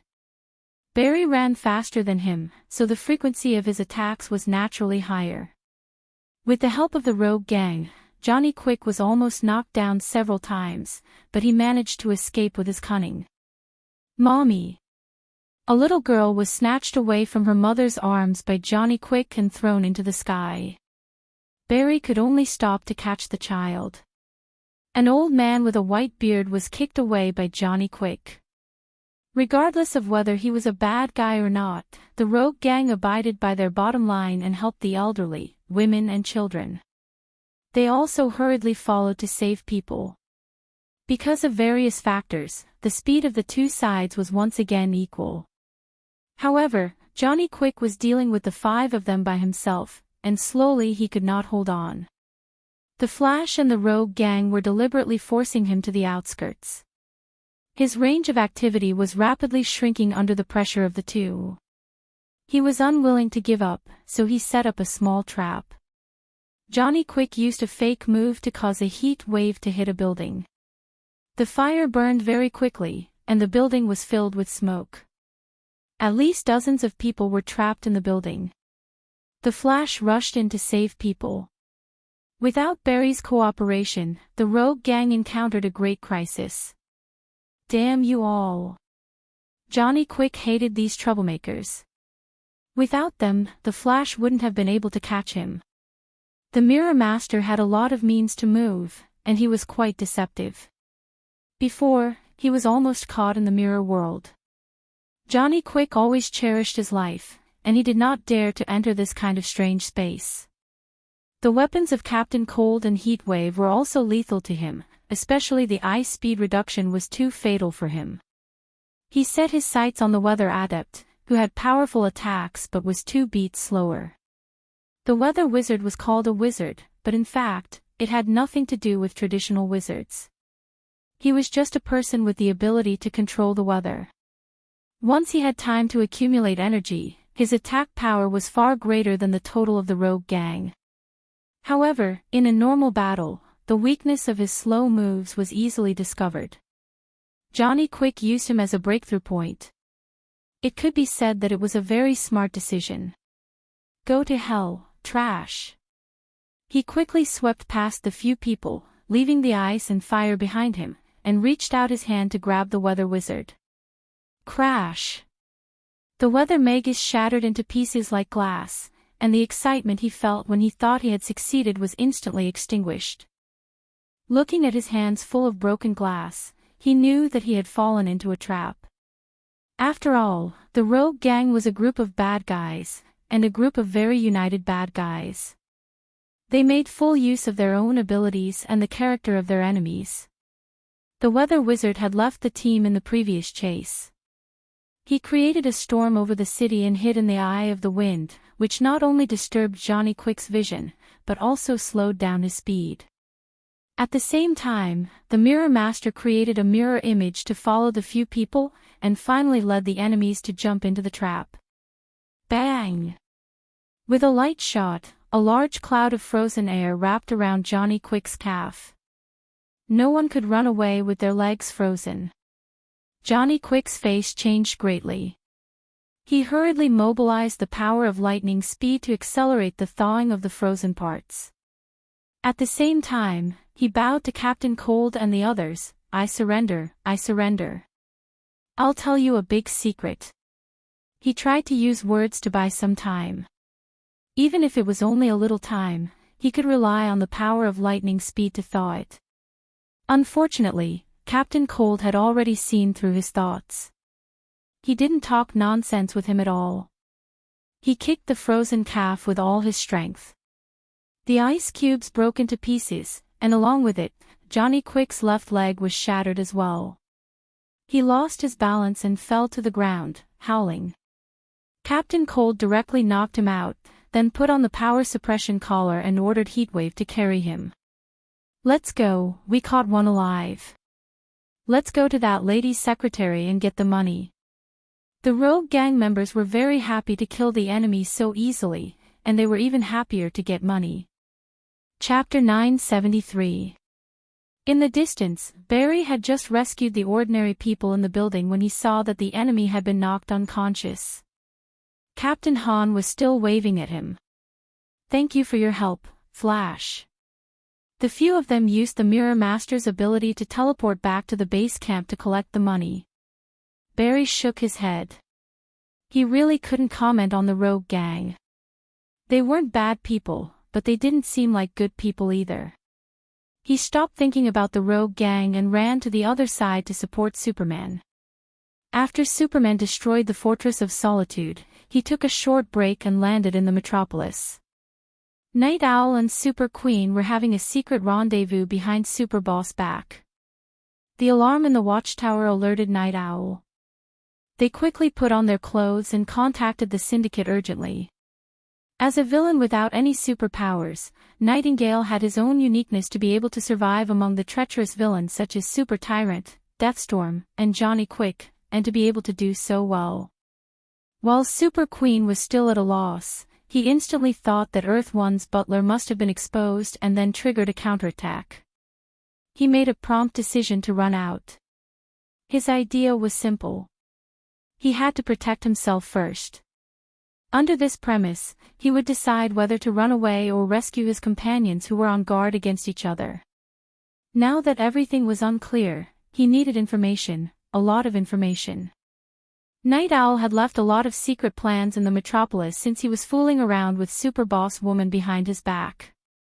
Today, he could use them. Unfortunately, when they were 100 meters away from the secret base, Superman descended from the sky and blocked their way. He had never been so passive, but Night Owl didn't panic. He first looked at the familiar clothes and smiled. A Kryptonian from another world. Surrender, and I promise you will receive a fair trial, Superman said as he was also on guard. Night Owl smiled and didn't say anything, as if he didn't hear anything. Super Queen, who ran over with him, laughed loudly. A fair trial, fair. I'm dying of laughter. Louise. Looking at his wife's counterpart in front of him, Superman felt a little uncomfortable. They looked the same, and the only difference was their temperament. Louise was righteous and kind. She had an indomitable will to find out the truth. Her tenacity was as precious as a diamond in Superman's eyes. However, this Super Queen in front of him was filled with an evil aura.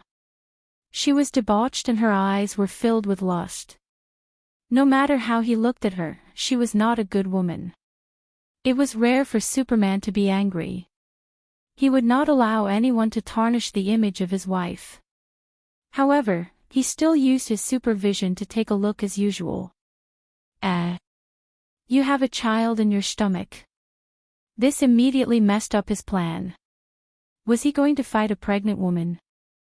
Originally, he wanted to take down the two of them as quickly as possible, but the pregnant woman made him hesitate. Attacking a pregnant woman was a serious challenge to his moral bottom line. That moment of hesitation gave the two battle-hardened villains an opportunity. However, they had no intention of joining forces to take down Superman. At most, they were just friends, not even friends. They had the advantage and could work together to deal with the enemy. For now, it was better for them to run for their lives. This should be effective against you. Nightingale tossed out a smoke bomb. There was a hint of green in the dark gray smoke. Kryptonite powder. Superman was shocked. He quickly held his breath and retreated quickly. Fall. The Super Queen threw out a noose covered with thorns and wrapped it around Superman. She borrowed the momentum and jumped behind him. However, Nightingale was one step faster. This was his secret base. In terms of familiarity, he was much more familiar with it than the Super Queen. He quickly ran into a large door. Nightingale casually glanced behind him. He did not say anything about saving his companion and lover. Instead, he closed the door and walked in coldly. The Super Queen was not surprised by her companion's heartlessness. If she were in his shoes, she would have made the same choice. However, she was facing Superman alone. It was not a good choice. She had no choice but to run. The Super Queen put away the noose and prepared to run back the way she came. However, she underestimated Superman's willpower. It was a huge mistake to measure Superman's willpower. Superman rushed out of the kryptonite smoke. There were a lot of kryptonite powder on his face and skin. However, he endured it and fired a heat ray at the Super Queen. Faced with the same ability as Superba, the Super Queen did not dare to take it head-on. Instead, she chose to dodge. She tapped the ground lightly with the tip of her foot. She was like a big black bird. The heat ray created two deep trenches on the ground. Unfortunately, it missed. The Super Queen flew away lightly. This Super Queen was very powerful. Enemies who could fly with their own strength were generally not weak. Superman remembered Thea repeatedly saying that Louise had potential. He finally believed it. The kryptonite powder still had some effect on Superman. His speed was greatly reduced. He could not hit the stomach or the head. Superman could only aim his heat ray at the enemy's arms, thighs, and other body parts. The Super Queen dodged left and right in the air. Superman did not stop. The distance between the two was rapidly closing. Do you think I'm afraid of you? The Super Queen was not slow. However, she knew that she was not as fast as Superba. Therefore, she was probably not as good as this Kryptonian from another dimension. Her speed was already at the limit. There was no room for her to increase her speed. Superman behind her was quickly getting rid of the kryptonite powder's influence. His speed seemed to have no limit. The Super Queen could only turn around and fight. While the enemy was still affected by the kryptonite powder, she had to end the battle. Otherwise, she would be no match for him in a while. Superman and the rest felt that the enemy was their counterpart, so they had a psychological advantage in the battle. In fact, the reverse was also true. From the perspective of the Earthlings, Superman and the rest were Superba's counterparts. No one thought that they were an illusion. They all felt that they were the most real. Both sides had underestimated the enemy. The difference was who realized the problem first. The Super Queen's thorny lasso wrapped around Superman's left arm, where the kryptonite powder was the most concentrated. The Super Queen liked to see the enemy crawling at her feet in pain. Her lasso was different from Diana's lasso of truth. It would make the victim feel hundreds or thousands of times more pain. Other than the night owl, she had never seen a second person who could resist this kind of pain. Unfortunately, she saw a second person today. The intense pain diluted the kryptonite's weakening effect on the body. Superman had recovered more than half of his strength. He dragged the Super Queen in the opposite direction and threw a punch at her the moment she approached him. The Super Queen was pregnant, so he definitely could not hit her stomach. Some parts of her chest were also not suitable for him to hit. Superman was also hesitant when he attacked. Coupled with his old habit of holding back against his enemies, this punch was not even 30% of his normal strength. Even so, the punch still broke the Super Queen's shoulder blade. She screamed, "Come and help me." Then, he heard a roar, followed by a bolt of lightning that was as thick as a bucket, striking down at Superman from the sky. Chapter 974. The surface of the lightning was surrounded by countless white lights and contained a large amount of energy. Its speed was so fast that it exceeded the limit of the retina. Caught off guard, Superman was hit by the lightning head-on. Amidst the deafening explosion, Superman was sent flying like a toy. He rolled continuously, plowing a long pit more than 500 meters long and 1 meter deep on the ground.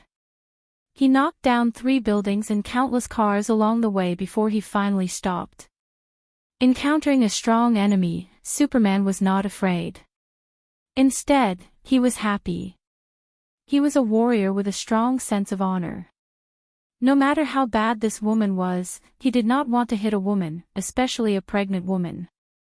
He really did not know how to do it, so he had no scruples about this new enemy. He looked at the man who had just appeared beside Queen Chao. He had short chestnut red hair, a thick beard, and a strong body. He looked like a man with an extraordinary temperament. The man was wearing a black half-body soft armor with a huge lightning symbol on his chest and a long cloak behind him. Magic. Superman moved his body. The huge lightning made his body a little numb, but the huge energy impact also shattered the kryptonite powder on his skin, which was equivalent to indirectly helping him.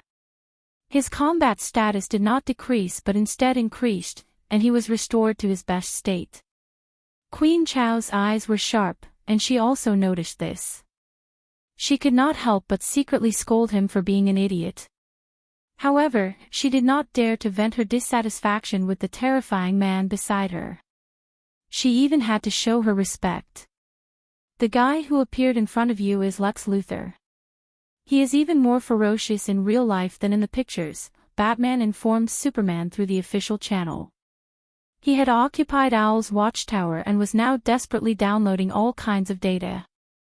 Naturally, there was information on Lex Luthor. Owl had recorded information on many villains on Earth, but only Lex's record was vague.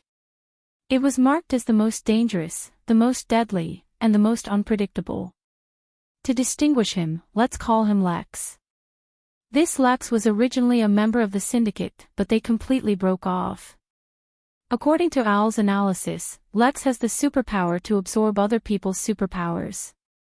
According to his analysis, this superpower was not born naturally. Lex is very aggressive and manic. It is difficult to predict what he will do. I understand.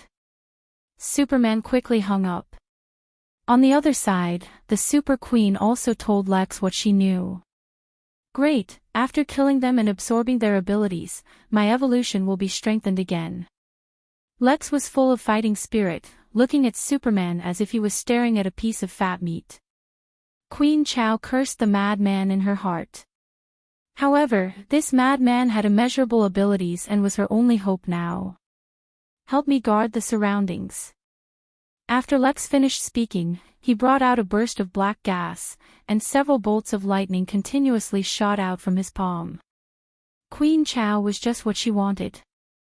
She stood by the side and watched the battle. Superman dodged the lightning with a few agile turns. Just as he approached Lex, he saw her open her mouth, and a faint sound wave hit Superman's face. Superman, who was caught off guard, hurriedly sealed off his hearing organs, but it was still a step too late. Lex's sonic attack was too sudden, and Superman only felt dizzy for a moment. Countless illusions appeared before his eyes. You are finished, Kryptonian. After absorbing your power, Chao Ba will no longer be a match for me.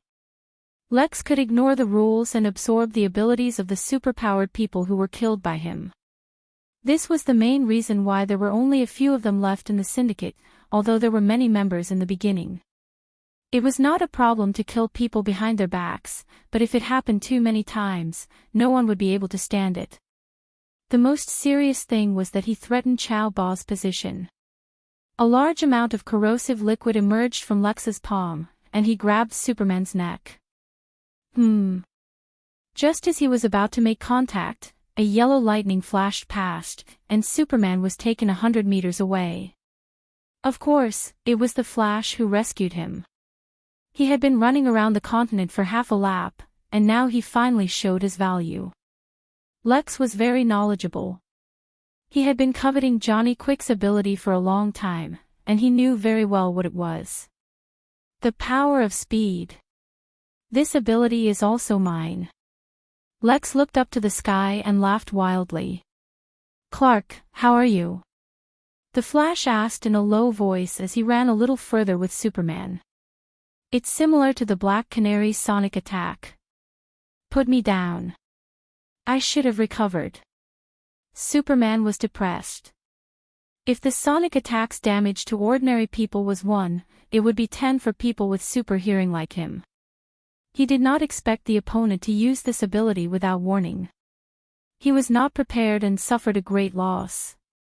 Fortunately, the Kryptonians were known for their physical attributes, and their recovery was extremely fast. The discomfort was quickly fading.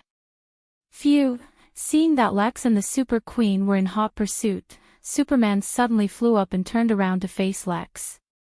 He then spat out a huge breath of ice. At the same time, the Flash on the ground threw a lightning bolt.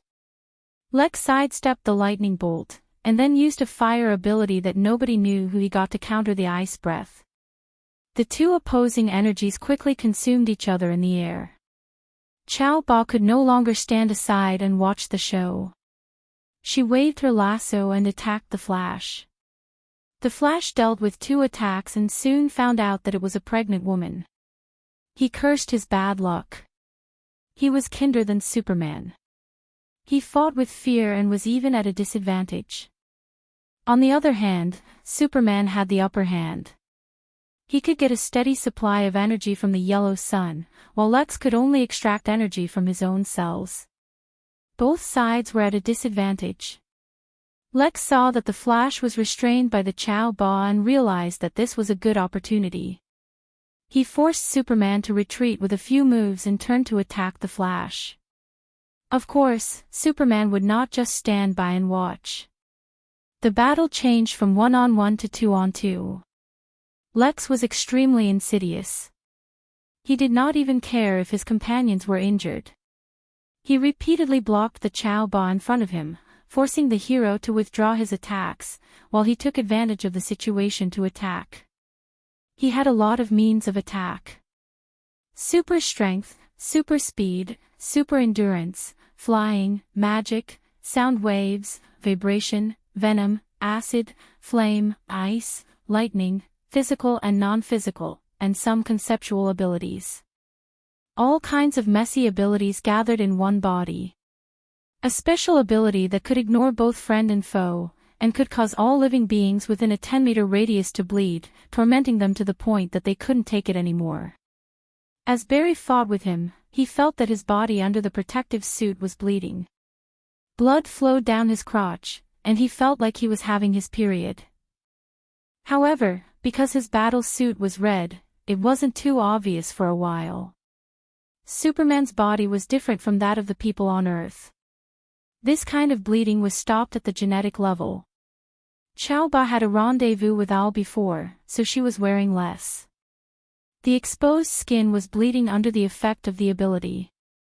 If she continued to bleed like this, she would definitely be the first to die. She hurriedly shouted for Lex to change his ability. Chapter 975. However, Lex's mind didn't seem to be very clear. His external performance was that he had too many abilities, and he couldn't fully master these abilities. Sometimes he used them just right, but most of the time he used them in a mess. Among the four, the two heroes were holding back. Queen Chao was in the center of the battle circle. She wanted to run, but unfortunately, Lex had to firmly hold her back and use her as a shield. The scene was extremely tense for a while. The two heroes repeatedly wanted to let Queen Chao go from the battle. Her own desire to escape was also very strong, but Lex didn't let her go. The fight was a mess. As they fought, Lex suddenly remembered that he had an ability. His shoulders shook, and a dark green ripple spread in all directions. Within 100 meters, everything seemed to come to a standstill in an instant. Everyone and everything stopped moving. Physical activity on both observable and unobservable planes stopped. At this time, the strength of these people could be seen. Queen Chao slowly turned her body, and her lips opened slightly as if she wanted to say something. Superman still maintained a punching motion, but it was a few hundred beats slower. The Flash was a little stronger than him, but he couldn't run at high speed. At this time, he was like an old man in the park doing his morning exercise, running slowly. As the one who released the ability, Lex wasn't affected at all. His eyes jumped back and forth between Superman and the Flash, as if he was thinking about who to kill first. Inert waves, it's Tortoise Man's ability. The Flash was shocked. Thea had studied Tortoise Man's ability. Later, Green Arrow also used an inert slowing grenade to help deal with Savitar. Savitar was tortured to death. This kind of slowing was extremely overbearing. Unless prepared in advance, it was almost unsolvable. In the midst of the strong deceleration, he barely managed to say a sentence, and then he was ready to pull Superman out of the range of the deceleration. The stronger the ability, the more restrictions it had. The results of Thea's research showed that even Tortoise Man himself could only use it twice a day. After 2 times, the cells couldn't provide more energy. Even so, once the number of times of the strong deceleration exceeded a certain threshold, the body would fall into a state of low speed until it completely stopped. The form of life would stagnate, or in other words, die. The Flash didn't have time to think about the drawbacks of this move. He pulled Superman, and the two brothers ran out together. If they were villains, they would definitely run for their lives. Whoever they caught would be unlucky. However, the heroes did not have such thoughts. They ran out together. The truth was similar to what he had estimated. This trick was obtained from Lex killing the 3 tortoise men on Earth. He only used it once a day. After using it, he felt uncomfortable all over, and his brain's thinking and reaction would be very slow. After obtaining this ability, he had used it twice, and the after effects were too great. After a long time, he had almost forgotten that he had this ability. This time, his attack was successful. His body was not affected by the speed reduction. With a look of ecstasy, he pounced on Superman. Less than 100 meters away, the Superman Flash ran for a long time, but Lex caught up in an instant and easily dodged Superman's fist. There was a blue electric light in his palm and he grabbed Superman. A golden lasso, like a swimming dragon, came down from mid-air and entangled his fingers when they were half a meter away from Superman. Just as Lex was wondering why the Super Queen wanted to stop him, he found that the lasso was different from the one he knew. Before he could think about it, he felt the lasso pull hard and throw him in the opposite direction. The unparalleled force sent Lex flying hundreds of meters away. Without the support of his ability, the deceleration was impossible. Several people regained their normal ability to move. The Flash and Superman had some ability to move in the strong deceleration, but the consumption was not small. In particular, the opponent's endless superpowers made them a little tired. Fortunately, the reinforcements arrived. Full body armor, a red cloak, and holding the true word lasso, the extraordinarily heroic Diana nodded slightly to the two of them and then looked at the Super Queen. Before she could ask, Lex flew back at a faster speed. Your abilities are all mine. Diana could only join forces with Superman and the Flash. With the addition of the Valkyrie, the battle finally began to show an overwhelming advantage. The gods gave Diana a lot of characteristics, such as immunity to deceleration, confusion, and mental attacks. The rest of the wind, fire, and thunder resistance were all very high. Lex continuously used several abilities, but he couldn't affect Diana at all. Furthermore, the Valkyrie slashed his left arm. The wound was so deep that the bone could be seen, and the blood couldn't stop flowing. On the other hand, Superman and the Flash could take down the Super Queen no matter how restrained they were. The evil syndicate's complete defeat was right in front of them. Owl, who was hiding deep underground, and Batman, who was in the sky, saw the battle here. They felt that the battle had reached the end stage and started their own arrangements, ready to welcome the three post-Earth eras. Thea, who was far away on Mars, finally suppressed the evil world's will. When she saw Diana enter, she sighed. This was not the end of the battle, but the beginning. What's the point of bullying them? You look like you've grown a lot. You're qualified to fight me. A wild and unruly voice sounded outside the few people, but before the voice sounded, no one saw anyone there. She had short blonde hair and an extremely beautiful face. She wore a black dress and armor and held a blood-red long sword in her hand. The young woman looked at them calmly, or rather, she was looking at Diana. This unexpected enemy was not in the previous information at all. Whether it was the interrogation of the evil old butler, Nightwing's investigation, or Batman, who was still copying Owl's information, there was no mention of this enemy. But they all knew this woman's appearance. Not to mention them, even the South Pacific natives on Earth might know her. Wasn't this Miss Thea? It was just that her temperament was a little different. She was colder and more indifferent, as if there was no trace of humanity in her. She was like a sharp sword that could take people's souls. You finally appeared. Diana had expected this. She had been looking forward to this battle for a long time. Previously, the other party hid very well, and she could not find him at all. Now that he had revealed himself, there was only one thing left, and that was to fight. You're going to challenge me. You've improved so fast. Is it because my counterpart helped you? Black Thea sat on a stone, the blood-red long sword lying between her knees. Seeing that Lex seemed to want to speak, she waved her hand casually. Go play somewhere else. This woman is not someone you can deal with. Lex was like a mouse seeing a cat. He bowed hurriedly, then turned around and ran away. Queen Ultra was a little confused and also flew away. You guys go too. Leave this to me, Diana whispered to Superman and the Flash. Let me help you. Superman really did not want to fight with the pregnant woman anymore and offered to help. Unfortunately, Diana knew Black Thea's strength and rejected him. Chapter 976. Diana made an expression that said, "There are many stories between us, but I can't tell you in detail. This is my enemy." Superman was full of helplessness. He could only gloomily drag along his friend, the Flash, and continue to chase after Super Queen Lex. In the communication channel, Earth's Luthor already knew about his counterpart. He was very curious and checked their coordinates. He was approaching them. 3 against 2, the odds of winning were very high. "You're no match for me. Aren't you going to call for help?" Black Thea ignored them and looked at Diana playfully.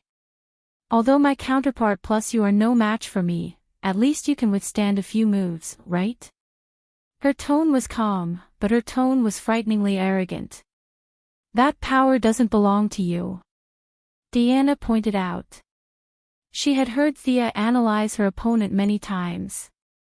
At this time, she was not afraid, and there was even a trace of condescension in her tone.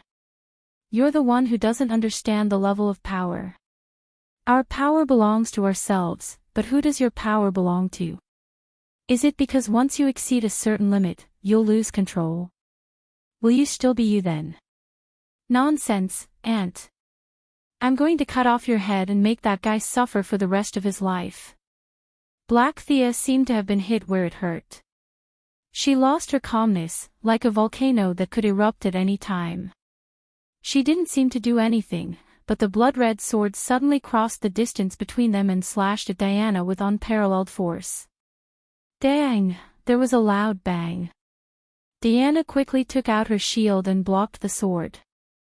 She was a little nervous and hesitant, but she chose to take this move head-on. She had her own pride and her own persistence. Although the enemy's power was overwhelming, as if she could split a planet with a wave of her hand, and the sword contained endless hatred and monstrous evil, Diana gritted her teeth and took it. She pushed her opponent back hundreds of meters. She could fight. If this was the opponent's highest level, Diana didn't think she would lose. The sword and shield collided, and the shockwave pushed to both sides. Fortunately, Superman, the Flash, and the others had deliberately lured the enemy out of the city. In the nearby wilderness, other than flying sand and stones, there were no casualties. Diana placed her shield in her left hand and held her long sword in her right. She assumed the most standard combat posture. She lowered her center of gravity and stared at her opponent without blinking. Time seemed to have turned back to the past, and everything seemed to have returned to the day when she had just left Paradise Island. Back then, she was still young and naive, and she was filled with fantasies about the outside world. Now that she was mature and calm, she had the courage to face all her enemies. What an imposing manner. "You are a worthy opponent." Black Thea was like a graceful and elegant beautiful girl. She landed on the ground with a backflip and slowly walked forward. Her footsteps were neither fast nor slow. Every step she took seemed to have been measured. As she walked, a mighty force from the heavens and earth blessed her. Heaven and earth, the universe, time, space, all the concepts, both describable and indescribable, seemed to be beginning to fit her. With every step Black Thea took, the degree of compatibility increased. Diana had a feeling that she was going to fight against the entire universe. She was very nervous, very nervous. This kind of pressure was something that Ares and Doomsday could not give her back then. However, there was also excitement. She was a warrior from the beginning to the end, and it had never changed. Magic was not suitable for her after all. Finding her own path in battle was what she had been pursuing all this time. Diana also gathered all her strength. She strengthened herself with the divine power of courage. Sword and shield in hand, she was ready to deal with the enemy's next earth-shattering attack. Her improvement caused Black Thea's lips to curl up. She laughed until she laughed. Her smile was cold and her tone was contemptuous. Laughable persistence, laughable courage. Can you fight against the heavens and this world? I can. The Valkyrie's aura was also at its peak. She firmly believed that justice could defeat evil. Ignorant. Black Thea moved as fast as lightning. She appeared in front of Diana in just a few steps. Her long sword was as light as duckweed, but the sword was as heavy as a mountain. An irresistible force cut through the air and slashed at Diana from the side. Knowing the difference in strength between the two, Diana, as a warrior who had experienced hundreds of battles, did not take the attack head-on this time. She jumped and dodged the slash. Then, she struck back at Black Thea with her sword.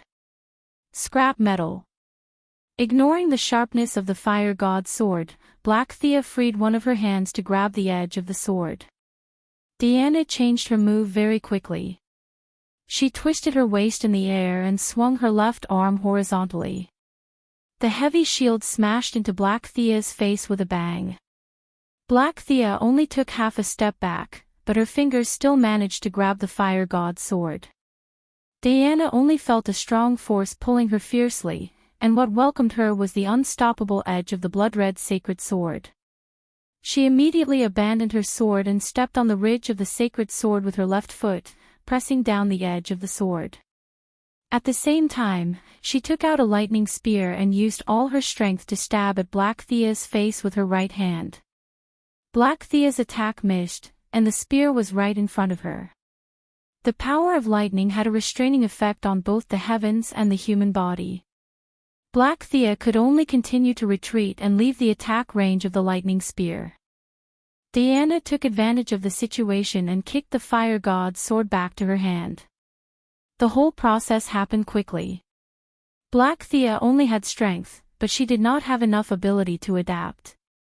On the other hand, Diana sublimated the battle to the point of an art. Neither side gained the upper hand, but Black Thea's momentum, which was like a dark cloud pressing down on her, had been somewhat affected. The principle was the same. The first drum was the strength, the second was the weakness, and the third was the exhaustion. A battle was not only a competition of energy, magic, and divine power. The confidence and belief of each other were also an important part of it. After defeating her opponent's spirit, Diana's confidence in herself increased a little. She no longer passively defended. She was as agile as a cheetah and continued to use the sword and shield combination that she was most familiar with. Divine power surged all over her body, and she charged forward with an extraordinary momentum. Black Thea did not expect that the enemy would attack first, knowing that she was at a disadvantage. She lost the initiative and could only block several consecutive attacks. However, unlike the young lady who was lazy, the Dark Thea did not dabble in so many abilities. She did not know anything about magic, technology, or the fifth dimension. Before she got the heavens as her host, she did not even understand the composition of this world. The world was like a thick layer of fog in front of her. In order to stand out in this evil world, she could only practice martial arts hard. After she got the heavens, in order to resist his erosion of her will, she could only continue to practice hard. She did not know how much willpower she had honed and whether it would work against the heavens, but she was indeed very skilled in martial arts. In just 3 moves, she stopped her decline and began to take advantage of her high level of strength and speed to counterattack. Diana was tired of dealing with her. She dodged as much as she could, and when she could not avoid the attacks, she used her shield to block them. Chapter 977. Black Thea's attacks were relentless and almost never stopped. Under the continuous attacks, this round shield, which was forged using the shield of the second-generation Greek god King Kronos and added with precious materials, was already unable to bear the burden. According to Diana's estimation, the shield would reach its limit after receiving at most 3 more attacks. However, she did not flinch. Thea's main body had already forced its way into this world when they first clashed. However, Diana did not say anything about needing help. Thea understood her personality and did not say much. Instead, she stood in the distance and watched silently. Even if the shield was broken, she had to persevere. This was the battle she had chosen. However, she did not mind obtaining some information about her opponent. At this time, while dealing with the enemy's fierce attacks, she asked Thea behind her, "Is this guy stronger than you?" Previously, when they fought across worlds, she could not see the depth of their strength. Now that they were in this universe, it was clear who was stronger. Xiao looked down on this blackened counterpart of hers. Everything about her power, realm, and comprehension came from the heavenly eclipse. Perhaps there was some agreement between them, or perhaps there was some tragic and melodramatic story behind it. However, the darkened counterpart could not use all of her strength. She even had to reserve some of her strength to prevent the evil consciousness from taking over her body. However, Thea could see the difference in strength between the two. Black Thea and Xianxia were like a rabbit saving its strength every day to protect itself from the tiger that lived with it. Whether it saved its strength or not was completely useless, because the tiger was always teasing it and never cared about its little strength. It would only take Xianxia a few minutes to seize control of the body. However, it seemed that he enjoyed playing the role of the weak in this game of possession and counterpossession. Now that Diana asked, in order to protect her lover's pride, Thea deviated a little and told a white lie. "If we calculate all of our strength, she is stronger than me, but not by much." Diana's fighting spirit was instantly ignited. It had been a long time since she had a proper battle with Thea.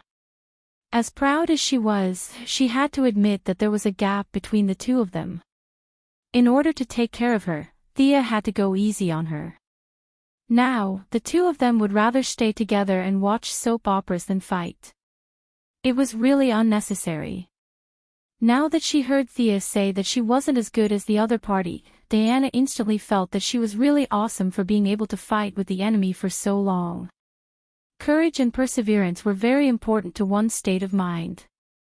Once she let go of her burdens, her divine power seemed to increase exponentially. Her attack speed, strength, and endurance all increased by 20%. Black Thea didn't know why she suddenly burst out. She thought that she had been holding back before, so she also took defensive measures. As the vengeful spirit of God's predecessor, Xianxia advocated attacking. Black Thea's personality on Earth was also to attack again and again. After defending for 2 consecutive times, she discovered that Diana didn't have any powerful moves. She relaxed and changed her tactics to defend and counterattack again. Diana was quite familiar with the enemy's sword. Although the lines on the sword were bright red and the entire sword was pure black, she couldn't be mistaken. That was a holy sword, the pinnacle of all fantasy weapons.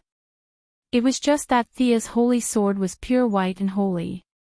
It represented light.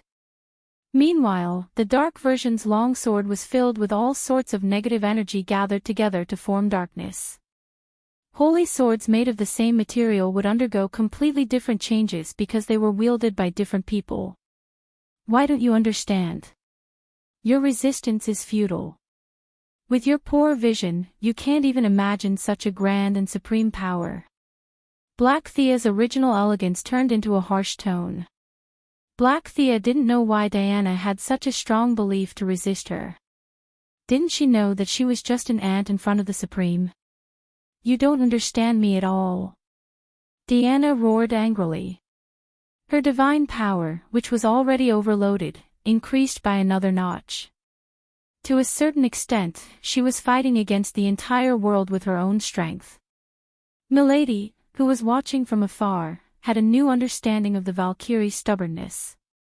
Sure enough, the privilege of seed burst belonged to the protagonist.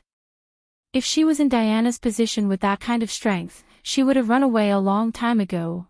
Now, relying on her continuous seed burst, Diana caught up with Black Thea, at least for a short period of time. Her courage was almost tangible. For a moment, the Green Lanterns who were fighting all over Earth felt the energy in their lantern rings begin to boil. Diana replaced the first lantern ring's energy supply at this moment and made herself a living source of emotion. The Green Lanterns were greatly encouraged. With more than 500 Green Lanterns, their courage was fed back to Diana. This was the main reason why the Valkyrie could continuously seed burst. Black Thea held her sword with both hands. The pitch-black blade was shrouded in a thick layer of black gas. Her eyes were blood red. She was not prepared to continue fighting. This kind of battle annoyed her. A cat was not a cat, and a mouse was not a mouse. She wanted to end it all. Hide if you can, little mouse. Black Thea's face was filled with anger. The aura around her holy sword was extremely tyrannical. She wanted to destroy this planet. Heavenly eclipse could easily destroy a planet, and she needed to mobilize the power of heavenly eclipse. Separated by a layer, it was slightly slower. However, in the outside world, it only took an instant. Diana could not ignore it. Seeing that her opponent was about to destroy the planet, she bravely raised her shield to block it. Kaboom! The pitch-black holy sword hit the shield like a hammer. This shield, which could be considered the top divine artifact of the Greek pantheon, was finally overwhelmed. Countless spiderweb-like cracks appeared under the immense force. Diana had already expected this. It was just a shield. With the support of Thea's underworld, the goddess of courage said that divine artifacts were not much. She did not have time to feel sorry for the shield. She lowered her arms slightly to reduce the force. Then, she pushed Black Thea's attack from the side to the left. 100-meter-long black gas turned into a crescent-shaped slash. It brushed past the surface and flew into the distance, directly flying out of the atmosphere. Diana's shield shattered. She crossed her hands, and one sword turned into two swords. Her left hand slashed towards Black Thea's lower abdomen. Black Thea quickly dodged, but she did not expect Diana's right sword to entangle her like a snake. She had already used her moves, and this sword was at the peak of its speed. She only had time to tilt her head in the nick of time. With a soft sound, the sharp blade left a bloody mark on the left side of her face. It penetrated less than a centimeter into her flesh before it was blocked by her strong defense. However, this was the first time Black Thea had been injured. This sword had destroyed all of her pride. At this moment, her invincible image was interpreted as pretentious. She touched the blood on her cheek. How long has it been? She had forgotten that she could still be injured. She could no longer suppress her monstrous anger. A small patch of blue skin appeared in the middle of her jade-white cheeks. You can bleed too. Diana smiled happily. The corners of her mouth were slightly raised. Chapter 978. Thea felt that this smile was very beautiful and charming, but in the eyes of the dark Thea, it was mocking her. And, weakling. Kill, kill. A dark energy that made people tremble surged out from the depths of Black Thea's soul, and a burst of violence acted on this planet, acting on this universe. That was a supreme power that did not belong to this world. Although it was insignificant to the supreme, both magic and divine power had to bow in front of it. Whether it was quality or quantity, there was a difference between heaven and earth. At first, it was only a few strands, but then it was like water released from a dam, uncontrollable. Black Thea's elegance and calmness completely disappeared, replaced by a fierce aura. At first, there was still a hint of struggle in her eyes, but unfortunately, it was quickly surrendered in front of the tide of evil thoughts. Diana gasped for breath as she watched the enemy's appearance change greatly, and she was powerless to stop it. She was very tired, her body was overdrawn, and her divine power was almost dried up. Her most powerful state began to rapidly fade after receiving Black Thea's earth-shattering sword, but she was not afraid, she was not fighting alone. The dark Thea was transforming into the heavenly eclipse. She held the sword with one hand and pointed it at Diana. Her body was still the same body, but her soul had changed greatly. The holy sword did not recognize him, but unfortunately, that resistance was very weak in front of the heavenly eclipse. Your life will be taken by me. The main body of the voice was still a female voice, but there was another voice faintly contained in it, another language. The voice was very soft, and if one did not listen carefully, it would be ignored, but once one listened carefully, it was full of bewitching magic, and the more one could not hear it clearly, the more one could not help but listen carefully. The language used by the heavenly eclipse was unheard of. It was the world's most simple language. In the Old Testament, it was recorded in the book of Genesis that the people of the world originally spoke the same language, and they tried to build a tower to heaven, the Tower of Babel. In order to stop the humans' plan, God made the humans speak different languages, but because the construction work could not communicate, the plan failed. This story was partly imaginary, but part of it was true. At least, Thea, who pondered about the creation of the world every day, felt that it was normal. In the beginning, there were only a few lives, so it was normal to speak the same language. For the sake of the development of life, God had created his own language so that they could communicate and improve faster. This was completely understandable. Thea reckoned that if she were to do it herself, she would definitely be able to learn how to create characters, hunt, make clothes, and build houses. The faster and better his world developed, the more he would benefit. For someone like her who placed benefits above all else, she couldn't wait to enter the interstellar era. How could she be reluctant to use words? The language that Xianxia spoke was the most ancient, a language that had been passed down by God. It was simple and heavy, and every syllable contained wisdom. This was a language that not even ghosts could speak. Thea hid in the distance and secretly memorized a few sentences, preparing to study it when she had time in the future. It wasn't that she didn't want to hear more, but it was time for her to leave the stage. Diana would deal with the normal black Thea, while she would deal with the half-black Thea and half-eclipse. Ghost would be the last to deal with the full eclipse. This was the result of her discussion with Ghost. After all, they had come all the way here. It would be inappropriate if they didn't fight at all. Moreover, she still had to show her strength and make Darkseid, who was watching in the dark, wary. A verbal agreement was still not ante Supervisor and Xianxia were in cahoots. She guessed that ante Supervisor was most likely watching the battle in the antimatter universe. If he joined forces with Xianxia at the critical moment, it would be very troublesome for them to fight 2 against 2. If Darkseid didn't show up, or if he joined forces with the enemy, the situation would be even more dangerous. As someone who was afraid of death, she wouldn't allow herself to be in danger. Therefore, she volunteered to fight the second stage, leaving the third stage for Ghost to deal with. Even if Darkseid betrayed her, ante Supervisor, and Xianxia. With 3 against 1, Ghost should be able to hold out for a while. During this time, she could take her people and escape.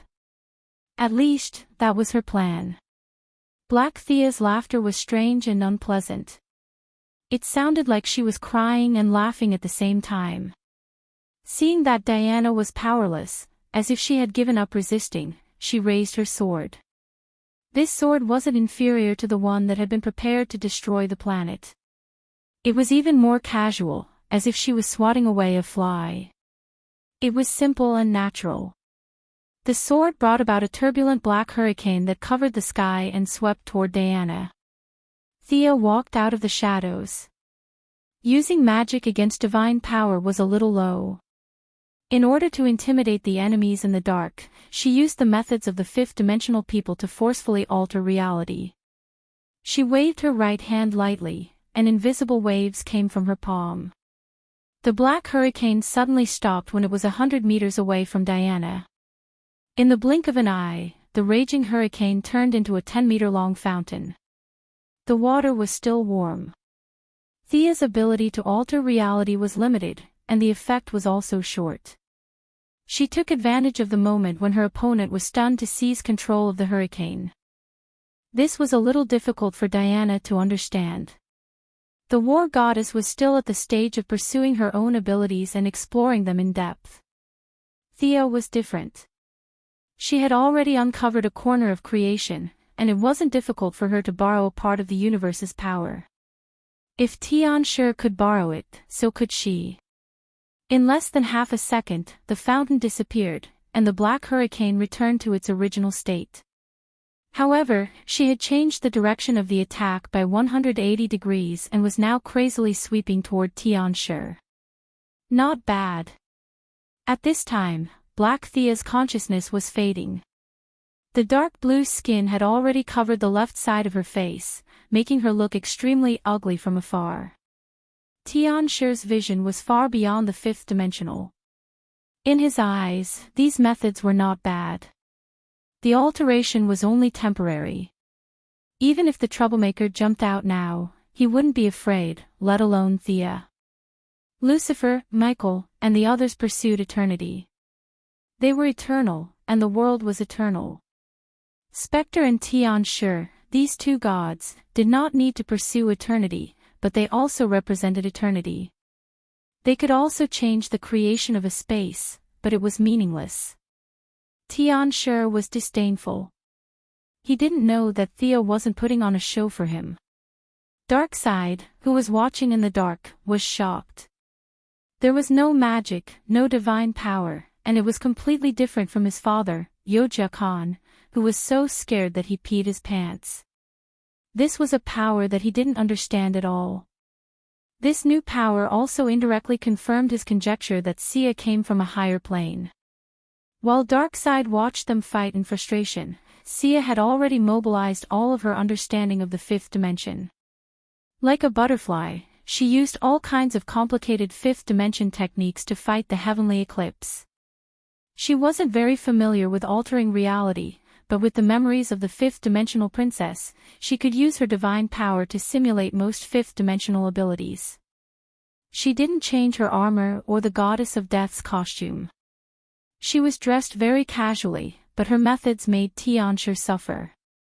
Chapter 979. It was not easy to borrow the power of the world. Xianxia had long lost his original body, and now his consciousness was sealed in the heart of darkness. Separated by a layer of stone seal and Black Thea's body, he had to spend more energy to absorb and transform the power of the world. The power of the world was transferred to him through the two layers, and the loss was immeasurable. After spending so much energy, he might be able to destroy the enemy. Unfortunately, although this scene looked lively, Thea was not fighting with him at all. All the consumption came from this universe. The hurricane was changed into a fountain, the earthquake was changed into a bronze statue, and the meteorite was changed into a flying bird. All kinds of messy modifications made a very serious battlefield feel a little funny. This made Batman, who was secretly observing from the moon, speechless. Thea was also helpless. The fifth-dimensional people were a group of jokers. Their methods were also comedic. It was strange that they could be serious. Xianxia thought that he was being looked down upon. He was angry, but he really had no good ideas. Without his original body, he was no longer the vengeful spirit of God. His realm was clearly much higher than Thea's, but he was limited by his host and could not unleash his full power. Sometimes, he was even forced into a difficult situation. Swoosh! Xianxia paused for a moment, as if he had made a decision. He waved his right hand, and a blood-red spear was thrown at Diana. Thea was too worried to change this reality. Instinctively, she took out her holy sword, quickly caught up with the blood-red spear, and cut it in half. Why bother? She is about to completely erode you, and you are still wasting your power to attack. This attack was Black Thea's power. She could not be wrong. I don't accept this, I don't accept this. I don't accept this. Black Thea shouted, as if to make her let go of the knot in her heart. Xianxia's body shrank a little, and now it was Black Thea's voice. What's the difference between you and me? Aren't you me? Why do I have to suffer all this? But you can get everything, tell me. Black Thea had a pained expression, and there was a trace of helplessness in her eyes that reached deep into her soul. She had wandered through several parallel universes, absorbing the soul force of the other Thea in order to resist the heavenly erosion. She had tried her best and resisted, but the outcome seemed to have been decided long ago. She was about to completely lose control of her body. Once she lost it, no one knew if she could wake up again. However, based on her understanding of the heavenly eclipse, the chances of her returning to her body were so small that it was negligible. Family, love, friends, and strength. I yearn for these too. Why aren't they mine? Tell me. There seemed to be some tears in her eyes. Unfortunately, just as the tears flowed out, they were evaporated by the high-temperature energy on the surface of her body. Diana seemed to want to say something, but Thea waved her hand to stop her. She sneered and said, "If you think you've been wronged, who will the people who died in your hands complain to?" Earth 2's Thea Quinn was just a rebellious girl. She had just resolved the misunderstanding with her father. Her life was trampled on by you. Who can she complain to about her life? Earth 10's Thea joined the army. She had a bright future ahead of her, but she was also killed by you. Do you know how her family and her brother felt? Earth 36's Thea was the lover of the superhero Archer Kid. She was also cruelly killed by you. How do you explain her life? Earth 39's Thea listed them one by one. There were a total of 7 parallel universes where Thea had been killed by her. Thea did not exist in other universes. Even Superman and Batman did not exist. For example, Earth 26 was a cartoon world. The superheroes there were Captain Carrot, Rubber Duck, and the like. It was a very cute world. For example, Earth 50 was the world of the Justice Overlord Superman. Star City was razed to the ground. Naturally, there was no Thea. It could be said that there were only 9 people who had survived to adulthood. The 2 of them were the only 2 survivors. If I didn't have the power, I would have been killed by you. What right do you have to cry here? Thea was very unhappy. Very unhappy. If she was a hero of pure justice, she would have comforted her and used her mouth to clear her name. She did not have such a habit. She scolded her directly. After all, she was going to be corrupted. Xianxia would eventually take control of her body. Trying to reason with her. There was no need for that. She had a vague thought. Destroying all of her counterparts would be beneficial to her future path. However, she was not sure what the benefits were. She raised her sword and pointed. One wrong step led to many wrong steps. You passed your misfortune on to others. Today, it is time for you to taste the consequences. Look back at the mistakes you have made all these years. Thea pulled out Xianxia's timeline. Originally, she could not do it. However, Xianxia seemed to know what she wanted to do. Instead of stopping her, he was very cooperative. Black Thea's past life began to appear one by one. The evil world could turn a good person into a bad person. Old Robert and Moira, who were originally half black and half white in this world, basically maintained their original state. However, Black Thea was influenced since she was young. She longed for power. Especially after it was revealed that she was not a descendant of the Quinn family, the family conflict escalated to the extreme. After that, with the help of her kind father, Malcolm, she joined the League of Assassins. The League of Assassins here was a public welfare organization that was willing to help others and eliminate evil. The Ninja Master was a kind old man who could be elected as a moral model. Black Thea had a happy time here, but she did not give up on the pursuit of power. Later, she found clues about Xianxia in an ancient book. After going through a lot of hardships, when she found Xianxia, she realized that there was no such thing as a free lunch in the world. Her realm and power were raised to a realm that she could not even dream of before. The result was that she and Xianxia became symbiotic. With a determined personality, she tried to break out of this situation. She began to use the ability given to her by Xianxia to find a solution. She traveled to every corner of Earth 3 and found the holy sword on her journey. She killed people of the same race to strengthen her soul foundation. Later, she experimented with the fusion of multiple abilities on Lex. It could be said that she had put in a lot of effort for this. Unfortunately, it was all in vain. In the face of Xianxia, the resistance of mortals was too weak. Her past was revealed one by one. Black Thea's psychological defense was directly shattered, and the process of Xianxia seizing her body accelerated. Thea also said in her heart, "Hurry up, hurry up." Once Xianxia came out and the spirit boss appeared, she could go to the side and rest. Simulating the abilities of a fifth-dimensional person for a long time was very tiring. After all, she was not a fifth-dimensional creature. Unexpectedly, things did not go as she wished. Just when the blue skin was about to cover her entire face, the speed of erosion stopped and even took a small step back. Chapter 980. I want to fight with you. I won't be satisfied until we fight.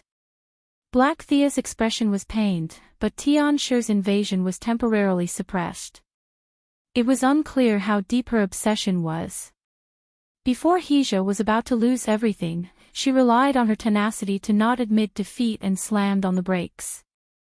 This caused the young lady, who was about to call it a day and go back to rest, to choke and cough.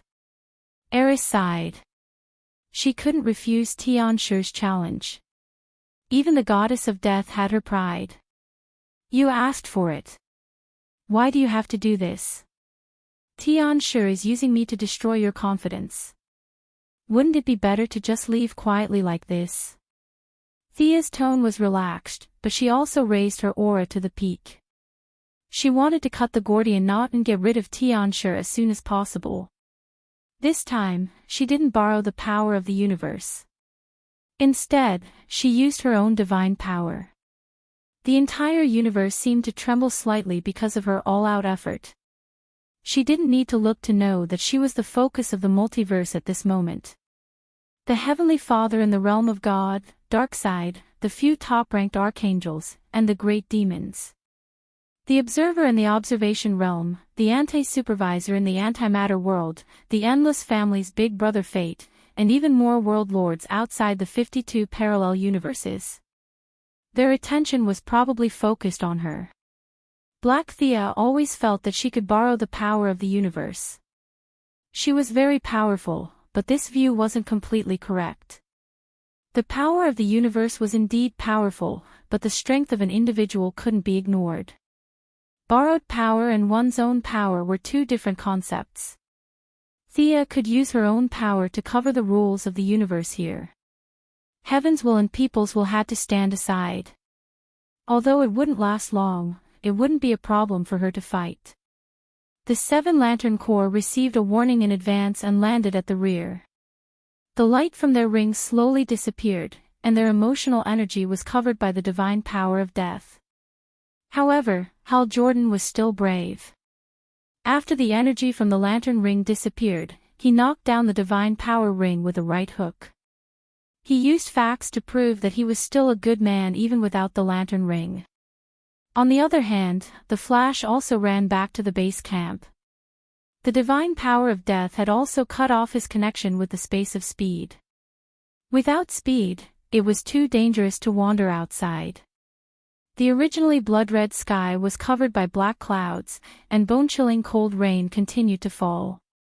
The flames of war in the entire world suddenly stopped, and everyone hid in the dark, trying to figure out what this strange phenomenon in the outside world meant. Only Superman was still active on the surface of the planet. Superman's energy belonged to him, and he was unaffected. Lex, who was being chased, could not. His various abilities were the result of Black Thea's experiments, which involved 7 or 8 outer spaces. Thea covered the entire parallel universe and cut off all connections to the outside world. The balance of his abilities was broken, and he began to vomit blood. For some reason, the Super Queen was flying with Lex instead. Her own speed was much slower, and it was only a matter of time before the Super Queen caught up. Thea's blonde hair turned black, and her gaze was very serious. She wore the goddess of death's costume again, and held the night sky sword in her hand. This image made the wasteland wolf, who was watching the live broadcast on Planet Apocalypse, tremble. Black Thea looked at the sky. The ceiling enchantment set up by the anti-surveillance had been completely broken. The sky was filled with black fog, and the freezing rain made the temperature on the ground plummet. It was cold and dead. Everything seemed to be saying that this was the world of the dead. Is this all your strength? I think it's nothing special. Black Thea said insincerely, and the contempt in her tone was undisguised. You used too much strength. This is not necessary at all. It's pointless to vent your strength. It only proves that you are shallow. She pointed at the sky and the freezing rain, and commented without holding back. Thea sneered. Did you see this yourself, or did Xianxia see it? You are very dignified to use other people's perspective to judge me. Can you tell me how I did all this? You don't know anything. You are the one who knows nothing about power. Are you sure this is righteous? You are no different from me. You also joined the darkness to gain power. Black Thea said angrily as she pointed around. Thea rolled her eyes. She was too lazy to argue with such a simple view of good and evil. Batman wore a black cloak every day and didn't sleep at night to scare people. Who said he was evil? There were good and evil people, but there was no such thing as power. Especially in modern society, the right to speak was in one's own hands. If one said they were righteous and did not violate their bottom line, then they were righteous. Stop talking nonsense. Let me see if you only know how to talk big. Thea's figure gradually blurred and disappeared from everyone's sight. Black Thea hurriedly used her own methods to search around, but unfortunately, she found nothing. She was a little anxious and hurriedly asked Xianxia in her body, where is she? Is she going to sneak attack me? Xianxia smiled sinisterly. A sneak attack is definitely going to happen, but where is she now? You are really asking me. How is that possible? Even you can't find her whereabouts. Is she not in this part of the universe? Black Thea didn't expect Xianxia to say that he couldn't do it. Even if Xianxia was sinister and cunning, he wouldn't lie. He represented God's previous spirit of vengeance. His pride wouldn't allow him to lie. Xianxia thought about it. At first, he didn't want to answer, but seeing that Black Thea seemed to care about this question, he could only say, it's most likely some kind of death domain. I don't understand that domain. After all, I can't die. I can create death, but I won't study the meaning of death. Xianxia replied casually. As long as God was still around, he would always exist. What kind of death could affect him? There was no power in this world that could kill him. He was very calm and even looked at the outside world with interest from his soul. Black Thea felt uncomfortable. She was jealous and envious. Endless resentment filled her chest. Why did she have this kind of power that could make Xianxia's eyes light up? It was obvious how rare this ability was. Most importantly, this ability belonged to her, and there were no side effects. I suggest you move a bit. Your body is starting to stiffen. Haven't you noticed? Idiot. Xianxia reminded her in her soul. Only then did Thea realize that she seemed to have fallen into a mixture of quagmire and spider webs. There was not a single ray of light around her, but she could feel countless threads rushing towards her. They were weightless and extremely light. However, there were simply too many of them. Every time his body came into contact with a thread, his body would become slightly heavier. What kind of attack is this? She waved her holy sword and kept hacking at the threads around her. She is making you undead. Your body will lose all life force in less than 3 minutes. Xianxia didn't mock her. His tone was very serious. Chapter 981. You mean that I'm going to die? How is that possible? I've been immune to magic for a long time. Black Thea didn't believe him at all. Magic was nothing more than a toy to her. Even without Xianxia, her own vision had long since surpassed the limits of what magic could contain. Otherwise, she wouldn't have created a freak like Lex who could shout praises, use magic, and even absorb abilities. Actually, it's not magic. It's something more complicated. She used the law of causality as well as some other rules. These threads are all from the people you killed. Your peers traveled back in time to give them a chance to take revenge on you. I might be wrong about other things, but I definitely won't be wrong about this hatred that seems to be carved into the depths of your soul. As God's previous spirit of vengeance, Xianxia was also astonished at how Thea was able to draw out a portion of revenge from death. This wasn't Thea's revenge, but rather the revenge of those who died in vain. They crossed timelines and attacked from different points in time. What Xianxia didn't say was that he had been tricked by Thea. Not only had Thea browsed through Black Thea's life, she had even planted a nail in Black Thea's timeline and detonated it during battle. Previously, Xianxia had allowed Thea to see her peers' pasts in time in order to attack his host's confidence. However, he didn't expect that Thea would be so sly. Lend me some more of your power. Let me break through here. After half a minute, Black Thea noticed that something was wrong with her body. Her vitality was rapidly decreasing. She would probably lose the ability to move in less than 3 minutes. She clearly wasn't dead, but her body was stiff, and her soul was trapped alive in her body. She felt that this ending wasn't much better than Xianxia taking over her body. Xianxia was also rather troubled. An unseen enemy was indeed difficult to deal with. Karma entanglement also had many sure-hit attacks. What would happen to him if his host became a dead person?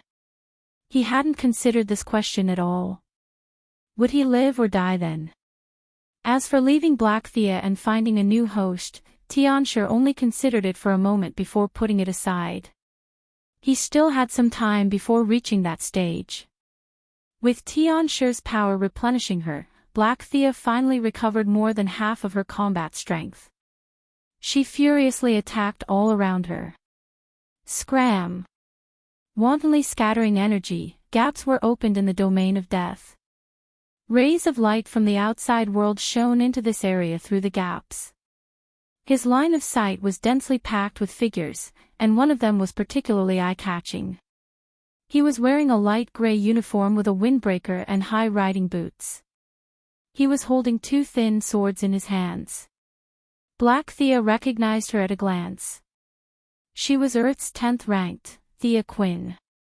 Her entire family were high-ranking officials in the SS.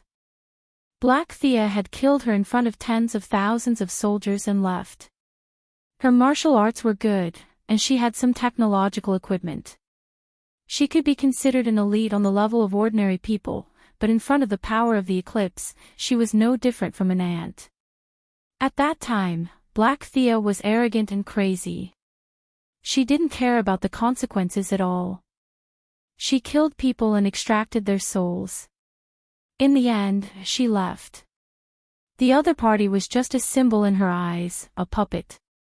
Earth's 10th Thea spoke softly without making a sound. However, countless ghosts around her responded to her silently. However, Black Thea heard it very clearly. Her opponent wanted to have a fair fight with her. She wanted to sneer. What fair? Was there any fairness in this day and age? She was still sneering when she found herself in the wilderness. The surroundings were very quiet. Only Earth's 10th Thea was standing in front of her with a thin sword in her hand.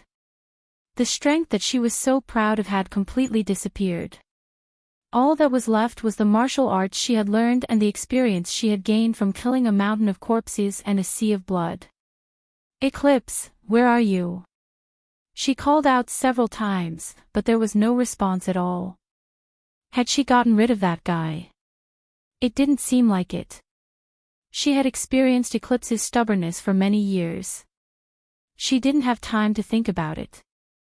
Dual Swords Thea had already rushed forward with a roar. She was very uncomfortable without her extraordinary power. She was completely tenacious. She quickly put away her discomfort and waved her sacred sword to fight with the enemy. After fighting for a full 10 minutes, she finally stabbed the sacred sword into the enemy's chest. Looking at the enemy turn into ashes, she sighed. To be fair, the other party's martial arts were indeed not weak. She was able to crush him at that time only because she had the Eclipse as her host and the other party didn't. When the battle ended, her vision turned black again. The bone gangrene in her body once again connected to her soul. "Are you okay?" Eclipse asked strangely. "I'm fine." Black Thea vaguely understood something. She waved her sacred sword as usual. In less than 3 seconds, she entered that strange space again and fought with the other Thea. After ending the battle in that strange space, she returned to her body. The time in the outside world matched perfectly. Eclipse, who was using her body to observe the outside world, didn't notice anything strange. When she entered that strange space for the 8th time, she finally saw the main person. Thea was waiting for her. There were 7 other people with different expressions around her. They were either standing or lying down, looking at her. "What is your purpose?" She couldn't help but ask. "I thought about it. Even if I don't like you, I still want to save you."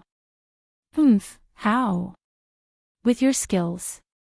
Black Thea was disdainful. "If it weren't for the fact that you had so many strong people in the universe, you would have died under my sword." "Bah, don't think I didn't investigate. Taking into account the difference in the flow of time between the 2 worlds, I was already a new god when you got the Heart of Darkness. How much of Eclipse's power could you use? I'm afraid you're only awake for 1 or 2 hours a day. From the beginning to the end, you've never caught up to me." Even if she wanted to help her, she couldn't admit defeat verbally. Sia had always been puzzled. She had been driving so crazily that even a tough guy like Darkseid would come up with a bunch of nonsensical ideas to find excuses for her, such as higher dimensional life forms, the daughter of the god of creation. Her improvement speed in the eyes of the world was insane. How could this guy be so much stronger than her?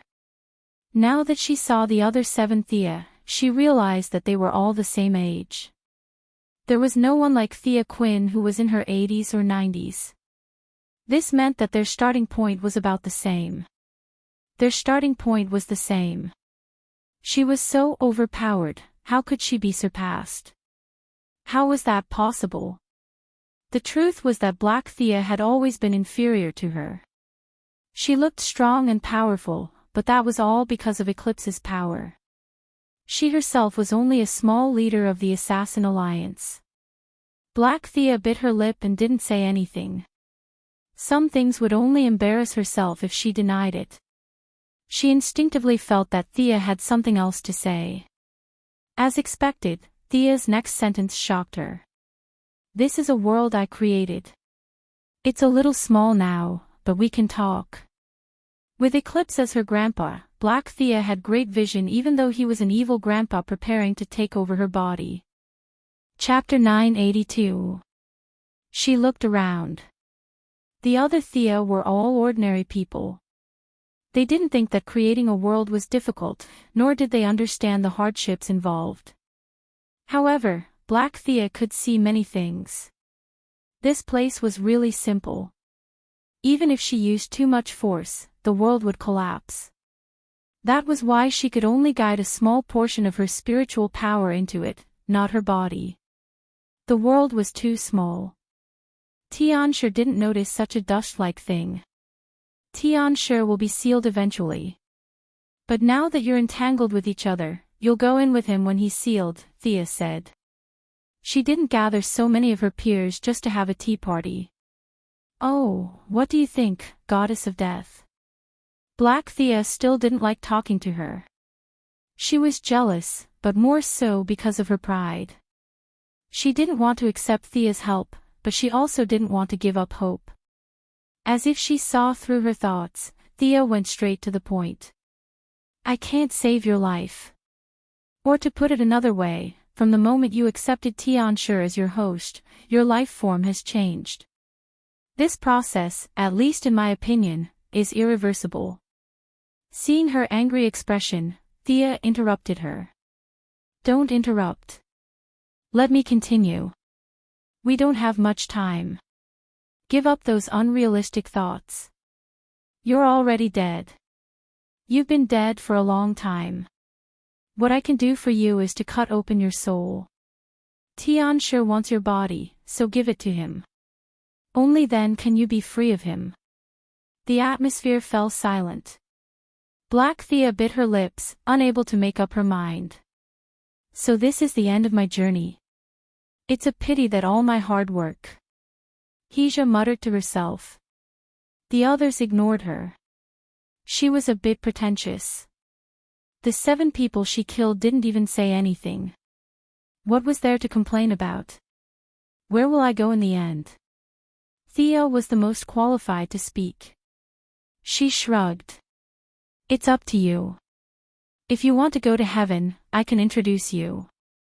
If you want to go to hell, you can go to be reborn. If you don't want to go anywhere, you can stay in my underworld or my small world. Then I'll reincarnate. Black Thea didn't even consider staying in the underworld or the small world. As expected, she chose to reincarnate and start a new life. In fact, Thea didn't want her to keep wandering around in front of her, partly because the two of them were born incompatible. It was more of a psychological discomfort. Modern psychological research had shown that people's first impression of individuals who were very similar to themselves was basically a hostile attitude. No one wanted to see someone who looked exactly like them. What are you going to do? Black Thea made up her mind and regained her composure. Actually, our souls are basically the same. The only difference is the frequency of the universe's vibrations. However, Xianxia's and your soul's density is very high. We will need their help. After all, they still have a part of their souls in your body. If we gather the power of the 9 of us, we will be able to pull a large part of you out. After that, all we need to do is to sever the connection. She pointed at her counterparts and said. Thea's method was simple and crude. It was obvious that she did not spend much effort on it. Black Thea had no choice. If she could get rid of Xianxia, it would be a victory. If her soul's origin was damaged, then so be it. She immediately nodded and agreed. Her vision blurred and she returned to the real world.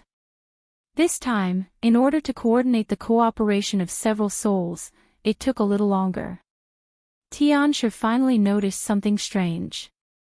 However, he didn't expect Black Thea to be so decisive. He asked curiously, why are your spiritual fluctuations so powerful? Because of this. Thea suddenly appeared behind him. She gathered a large amount of death energy on the night sky sword in her hand, as if she wanted to kill him with one strike. Xianxia was shocked. He didn't dare to say that he could ignore an attack with the death attribute. After all, there was no goddess of death for billions of years. He had never tried it before. He didn't know if he could take it, and he didn't know if Thea could kill him. Xianxia saw that the situation was critical. Black Thea was a little dazed. Before he could communicate with her, he forcibly controlled his body to dodge to the left. This time, it was easy to control, as if it was his own body. He was slightly stunned. At first, he thought that Black Thea didn't resist, but in a tenth of a second, he saw the answer. Black Thea's turbid soul was pulled by 7 thin black lines. More than half of her soul had escaped. Don't think about running. Without the host's original soul, it would be countless times harder for him to control the body. Otherwise, there would be corpses everywhere. Why would he need to find a host? Xianxia didn't hesitate. He stretched out a giant hand to grab her. Thea, who had been watching coldly, saw the opportunity. She mobilized a large amount of death energy in her domain to attack Xianxia, trying to buy time. Unfortunately, mortals were less than ants in front of vengeful spirits. They couldn't stop him at all. Thea could only fight personally. If he dared to stretch out his hand, she would just chop him off. The night sky sword drew an arc and slashed down fiercely. It didn't hurt Black Thea's body. It was like a shadow that rippled through her body, cutting Xianxia's left hand at the soul level. In a fight at full strength, the young miss was still no match for him.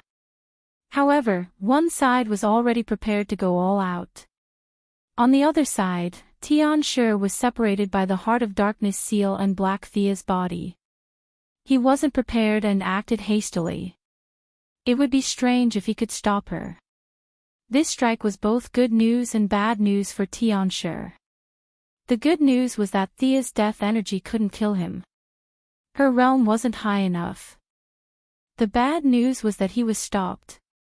More than half of Black Thea's soul had escaped. The most important part, the core, had escaped.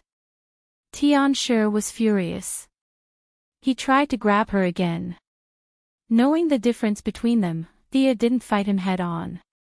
She flipped her sword and directly cut off the soul connection between them. Or rather, she took the initiative to cut off a small part of Black Thea's soul. Ah! Ah! The two shouted at the same time. Thea didn't care about anything else. She grabbed Black Thea's soul and ran. The other side was about to become complete.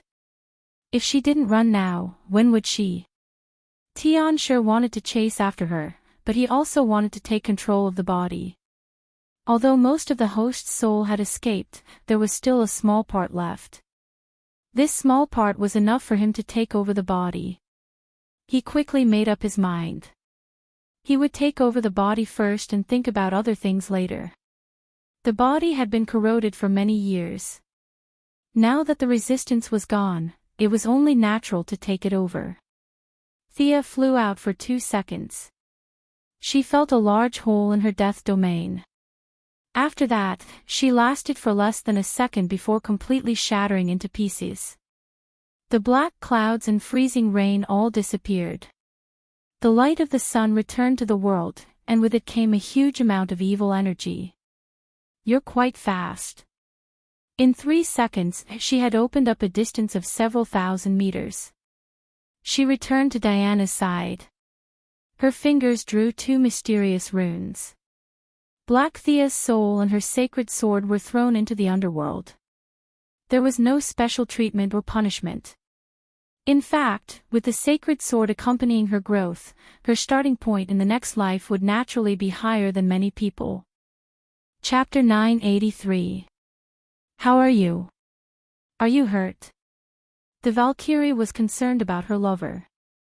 She had also seen Black Thea's soul and knew that she had been sent away. That meant that they only had one enemy left. I'm fine, I'm fine. Thea replied casually. The most dangerous moment had passed. She had sensed that the specter had entered this universe. The young miss had completed her mission. In other words, she had saved a lost soul. The following battle had little to do with her. The specter was 5 meters tall. With a tattered green robe and a green hood draped over his body, he finally appeared on the battlefield. Opposite him was his old rival, Xianxia. The two had been fighting for thousands of years. The specter was able to display his full strength, but Xianxia was still separated by a layer of the Heart of Darkness. In this semi-sealed state, he had not won for so many years. This battle with a predetermined outcome was more like an entertainment show for the two. After 100 years, they would show their faces and fight. Xianxia was sealed in the Heart of Darkness. In fact, the specter was also sealed in this great world. If Black Thea knew that the great evil demon she had fought for so many years would come out every 100 years to find an unlucky person, and that this kind of struggle with the host had been repeated countless times, who knew how she would feel? As if he had sensed the arrival of his old rival, Xianxia slowly walked out of the thick fog. He was still using Black Thea's body, but his appearance had changed greatly. His eyebrows were elongated, and his thin eyelids revealed a layer of black gas. His ears were as pointed as those of the elves. Xianxia looked very small in front of the spectre, who was 5 meters tall, but the layers of evil energy around his body seemed to have solidified. The two bosses met again after 100 years. This was not the first or last time. It was just another confrontation in the long road. They were very calm. They faced each other and did not rush to make the first move. The young miss was ready to watch the show. She pulled Diana back. Diana was almost exhausted before, and now she had recovered a little, but she was still very tired. She needed to go back and recuperate for a while. Although she had lost a lot of her godly power, she had gained a lot. The Valkyrie's confidence had recovered. The one who had been attacking her was none other than the crazy Miss Thea. Now that she realized that her combat strength wasn't weak, she was in high spirits. That was a confidence that came from the depths of her heart, dazzling Thea. Why are you looking at me? Hey, who do you think will win? Noticing that Thea had been staring at her curiously, Diana nudged her gently with her elbow and asked casually. Even if she didn't ask, she knew the answer, but she still wanted to know if her judgment was right. It's definitely Spectre. Sky Eclipse has been sealed and we've dealt him a few blows. He can't even use half of his strength. They were whispering and staying away from the battlefield. The other battle information was finally gathered. The Ultra Queen was captured, and Lex described it according to Superman's words. No one knew why this guy suddenly exploded and died. Thea didn't say anything. She knew very well that it was because Black Thea had died. As an experimental subject, Lex had no way to control the messy abilities in his body. He could only explode into pieces, and there was no other way. Johnny Quick was also dead. This guy was very unlucky. He was captured by the rogue gang like a commodity. The secretary transferred the money to Captain Lang Han. After the few of them finished the transaction, Thea cast her death domain outside. It covered the entire world, and all the connections to the other dimensions were cut off. Of course, this included the seraphic speed domain. Without the help of the seraphic speed to speed up the cell repair, Johnny Quick's broken leg was like a fountain, spurting out blood. Captain Lang Han wanted to save him, but without the seraphic speed domain, he would probably die faster if he was hit by a frost gun. They were not prepared at all, and in less than half a minute, he was dead. Sea Conqueror ran very fast and slipped into the sea. Considering the vastness of the sea, even the Sea King did not chase after him. It was worth mentioning that Earth's third held Jordan's divine power ring. This ring was first forced offline by Thea, and then returned after being inspired by Diana's courage. It had mutated into an authentic Green Lantern ring. It found the government office worker who was stationed on Earth with the follow-up troops, Jessica Cruz. Perhaps Diana's feminist ideology had influenced the ring, or perhaps it was the ring's own choice. In short, the first female Green Lantern was born. The evil syndicate was completely crushed, and Earth-3 ushered in peace and justice. The government army was frantically searching for all resources, information, and technological products. Even the exploding Superman and the Flash could not raise too many objections. They could only appeal to not take the people's daily necessities. As for the technological information being taken away by their own government, they felt that it was understandable. After all, they were the superheroes of Earth-1. The rogue gang was quickly hired by the government as the vanguard to help clean up the gangs entrenched in the streets and alleys. The Suicide Squad was also like fish in water. They were all bad guys, and they understood the thinking of the villains on Earth-3. The Black Palace government was directly attacked by them. The battle between Spectre and Xianxia had already begun. They attacked with all kinds of energy. Xianxia was good at manipulating people's minds. His body was sealed, and he relied more on the laws of the universe to fight. If one were to forcibly classify him, he could be considered a magic type. Spectre, on the other hand, advocated fighting head-on, so he could barely be considered a warrior.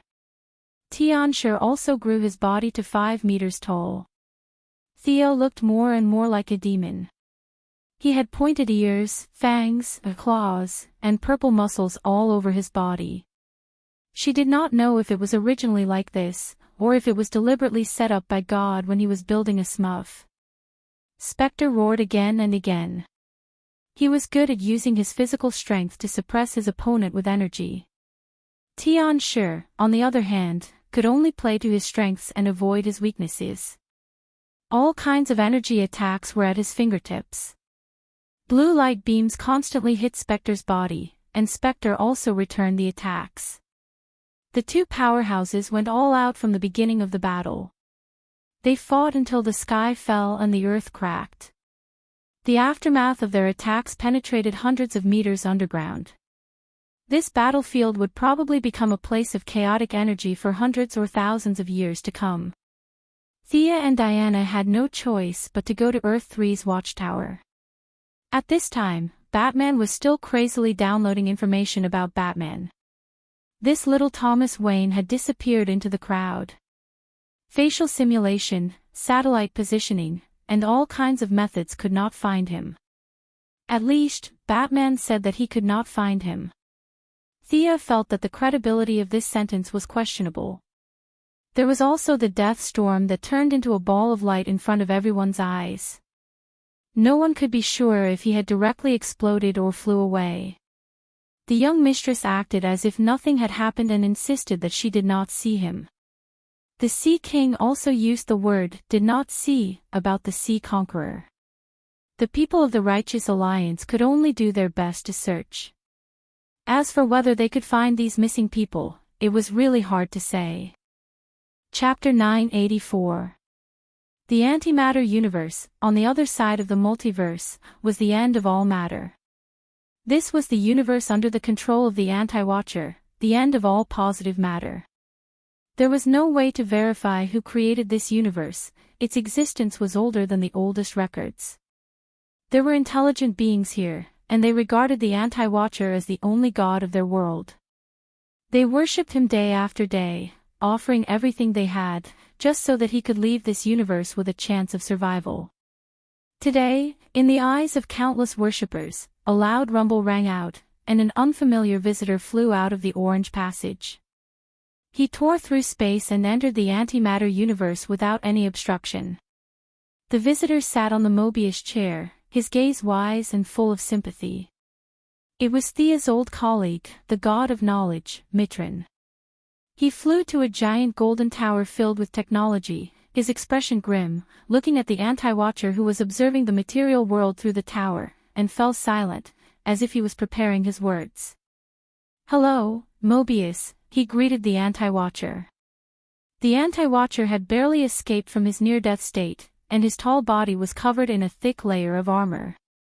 The armor was forged in the core of the antimatter universe, but the armor did not provide him with much protection, and instead exposed his weakness.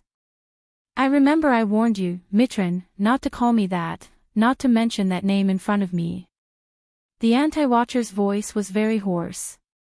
"Do you want me to call you the Anti-Watcher?" Mitran was not afraid, sitting on the chair as he asked calmly. "I hope you don't disturb me." The Anti-Watcher's left hand lit up with a fierce light, and a beam of energy wrapped in a destructive aura shot towards Mitran. The violet energy hit the Mobius chair, the chair that the Anti-Watcher had created to seek knowledge when he was still a mortal called Mobius. The energy was turbulent and violent, but Mitran could still see the thick weakness in it, and he waved his hand to brush away the dust. "You should know that as long as I'm sitting on this chair, your antimatter cannot hurt me." The Anti-Watcher was wearing a mask, and his expression could not be seen. He only said dully, "I know, I've been sitting on that chair countless times longer than you." "Yes, that's right. You abandoned the chair and wanted to destroy the universe." Let's not talk about the chair today. I'm here to advise you. Reality is already extremely fragile. It can't withstand your destruction. Stop for now. Don't enter the real world. Mitran was trying to persuade Kiran, which was not exactly a brilliant job. The anti-watcher sneered contemptuously. Even if you're sitting on this chair, you're still ignorant. After billions of years, you haven't made any progress. You don't even realize the laws of the universe. Anyone would get angry if they were called bullshit. Mitran was a little upset. He had good intentions. How dare you say that to him?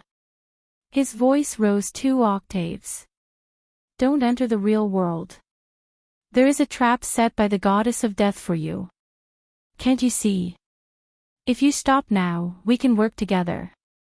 I'm willing to help you find out what's behind all this. I'll use all my power to change your past and return everything to how it was in the beginning. Please believe me. Mitran sounded a little agitated at the end, but he really wanted to help. Pitiful worm, your knowledge comes from this chair, and you don't have that kind of power. The anti-watcher was unmoved. He put on his cloak tiredly, like a warrior about to enter the battlefield. Stop.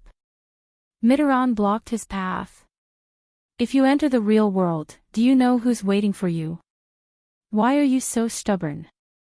Dark side? Or the goddess of death? Or the heavenly father you serve? Humph, the anti-watcher's words shocked Mitran. For the first time, he felt a little worried about this conversation. He realized that the conversation was out of his control. He had oversimplified the problem. There was probably a deeper game behind this. They all want me to enter. Can you stop these wills? Get out of my way. Boom. There was a loud bang, and the anti-watcher did not attack. Instead, a surge of energy came out of the Mobius chair. Mitran left the chair for the first time in hundreds of millions of years. He fell to the ground in a bloody mess, and his consciousness quickly stagnated. He could only vaguely see the anti-supervisor taking a small step in front of him, and a few intermittent words such as fate, cycle entered his ears. After that, the anti-supervisor no longer looked at him, this poor guy, and led the army to the material world without stopping. This was a barren planet in Earth's 3 evil universes. Thea could not affect the battle between the Spectre and Xianxia, but she could choose the location of the battle between the Anti-Watcher and Darkseid. After the Spectre entered the battle, she left a passage in the universe. As long as she entered this universe, she would definitely appear on this planet. Both sides' battlefields were already set up, and all that was left was for the 2 contestants to enter. Darkseid coveted the anti-life equation. The Anti-Watcher's goal was purer.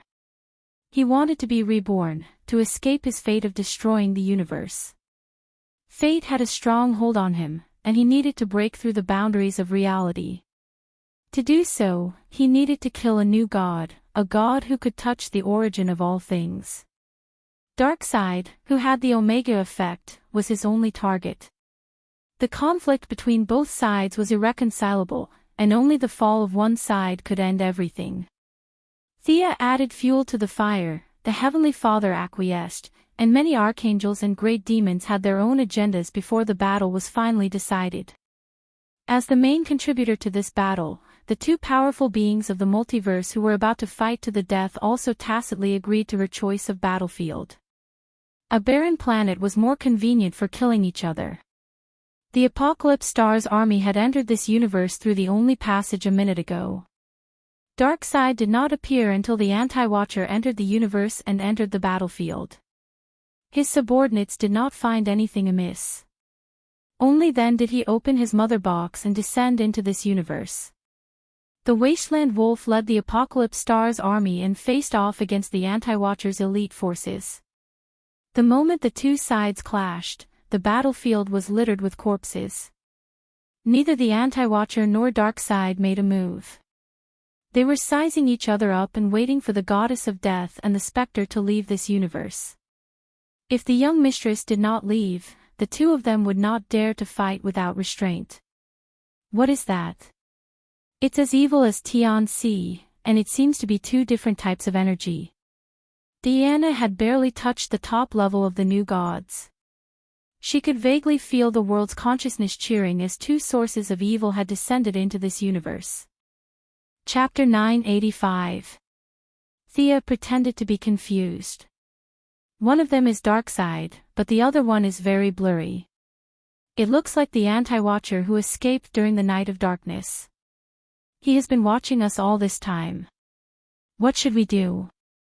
Superman asked. They were too far away, and even with his supervision, he could not see across several galaxies. Of course, Sia could not say that they should just sit back and watch the show. She pondered for a moment and said, "It's a good thing that their battle is not on Earth. A battle of this level is not something that can be decided in a short period of time. I think Darkseid has a good chance of winning. Darkseid is also our enemy, right? What will happen to this universe if he wins?" The Flash asked. This time, Thea thought about it carefully. Even if he wins, he will use up half of his divine power. We new gods are fundamentally different from the anti-watcher. Even by the most objective estimation, Darkseid will be seriously injured and will not be able to recover in a short time. In fact, she was thinking that Darkseid should go into seclusion after obtaining the anti-life equation. He could conquer the world anytime. Sharpening the axe would not delay the work of cutting firewood. Uncle Do would know this simple path. He did not care about this little bit of time. Everyone in the Righteous Alliance looked at each other. They had sacrificed themselves to fight against Counter-Supervisor, but in the end, they found that the big boss had been pulled away by someone else, and the one pulling the monster was another big boss. They were a little dumbfounded by this complicated situation. Even Batman, who had prepared 100 plans, did not expect this situation. Right now, the anti-watcher that they wanted to eliminate had been called to the side by Darkseidra for a fight. What should they do in this situation? Batman did not like things to get out of hand. The other party was too far away, and he could not see or touch them. He could only focus on what was in front of him. He pointed at the Spectre Eclipse fighting on the screen and asked, "Who are these two people? Where is your counterpart?" Thea told the story of her counterpart from the beginning. The heroes sighed, but they weren't too surprised. Superman's counterpart and the Flash's counterpart were so bad that it wasn't too surprising to have Thea's counterpart. Young boys and girls who thirsted for power opened up some ruins and were then possessed by demons. This kind of common story filled countless movies, animations, and games. It wasn't anything new, so they accepted it very quickly. Apart from the fact that this demon seemed to have a powerful background, everything else was understandable. Only Batman had a different train of thought. He scratched his chin. Part of the creator's emotions. Can you be more specific? Thea smiled bitterly. This has nothing to do with our current situation. Your thirst for knowledge has broken through a certain limit. Bruce, this is not good. You have strayed far from your original intention. Really? Batman lowered his head and thought about it. He did not find any problems, but he had been searching for answers too much recently. The secret of the new god, the secret of the lamp ring, the secret of the end metal. There were too many things to study, and many of them lacked basic information. This information was too far away from his world, so there was no progress in many of them. I'll go help the Spectre. You guys pack up. This mission is officially over. Thea joined the battle between the Spectre and the Spectre Eclipse. They had to fight quickly. Darkseid and the anti-supervisor were trying to kill each other with their gazes, but neither of them made a move. Thea soon understood their concerns. She could only join the battle again and quickly seal the Spectre Eclipse. Then, she returned to the original universe to watch their live stream. The Spectre Eclipse was already weaker than the Spectre Eclipse. With Thea joining the battle, the Spectre Eclipse was even less of a match. The Spectre Eclipse said that Thea could be his host, which meant that their powers could be partially connected.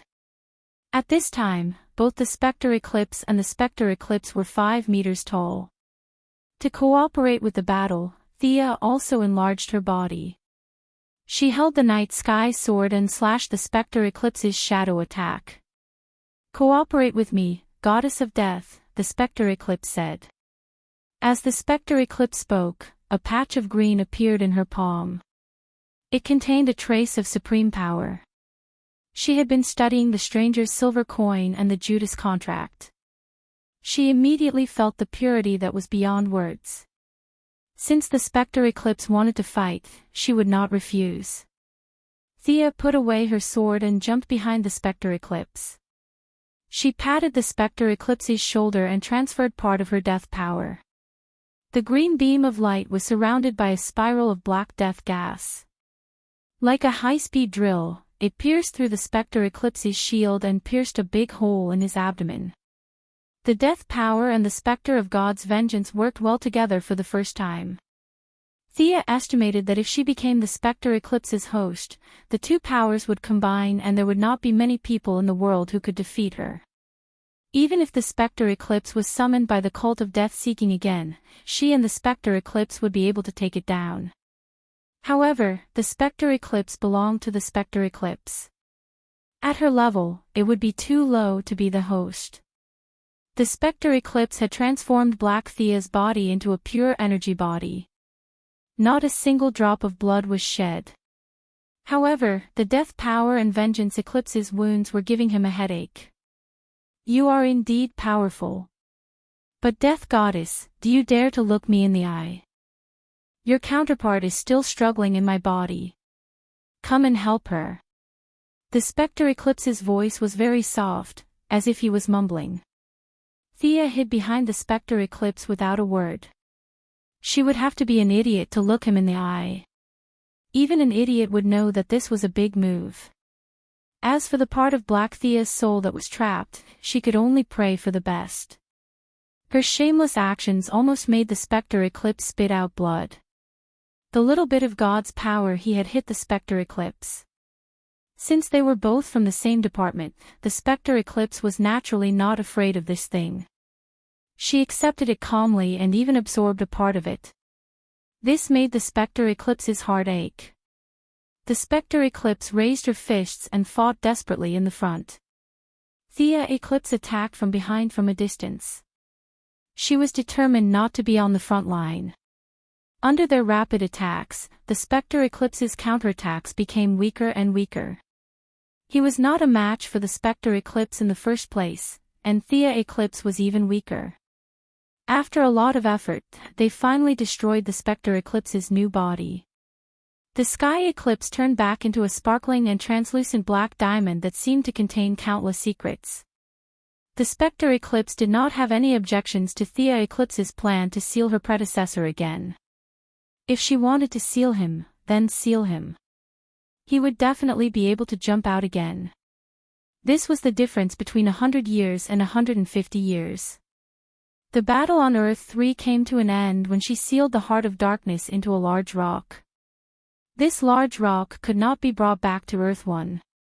After some thought, she decided to leave it in this part of the universe.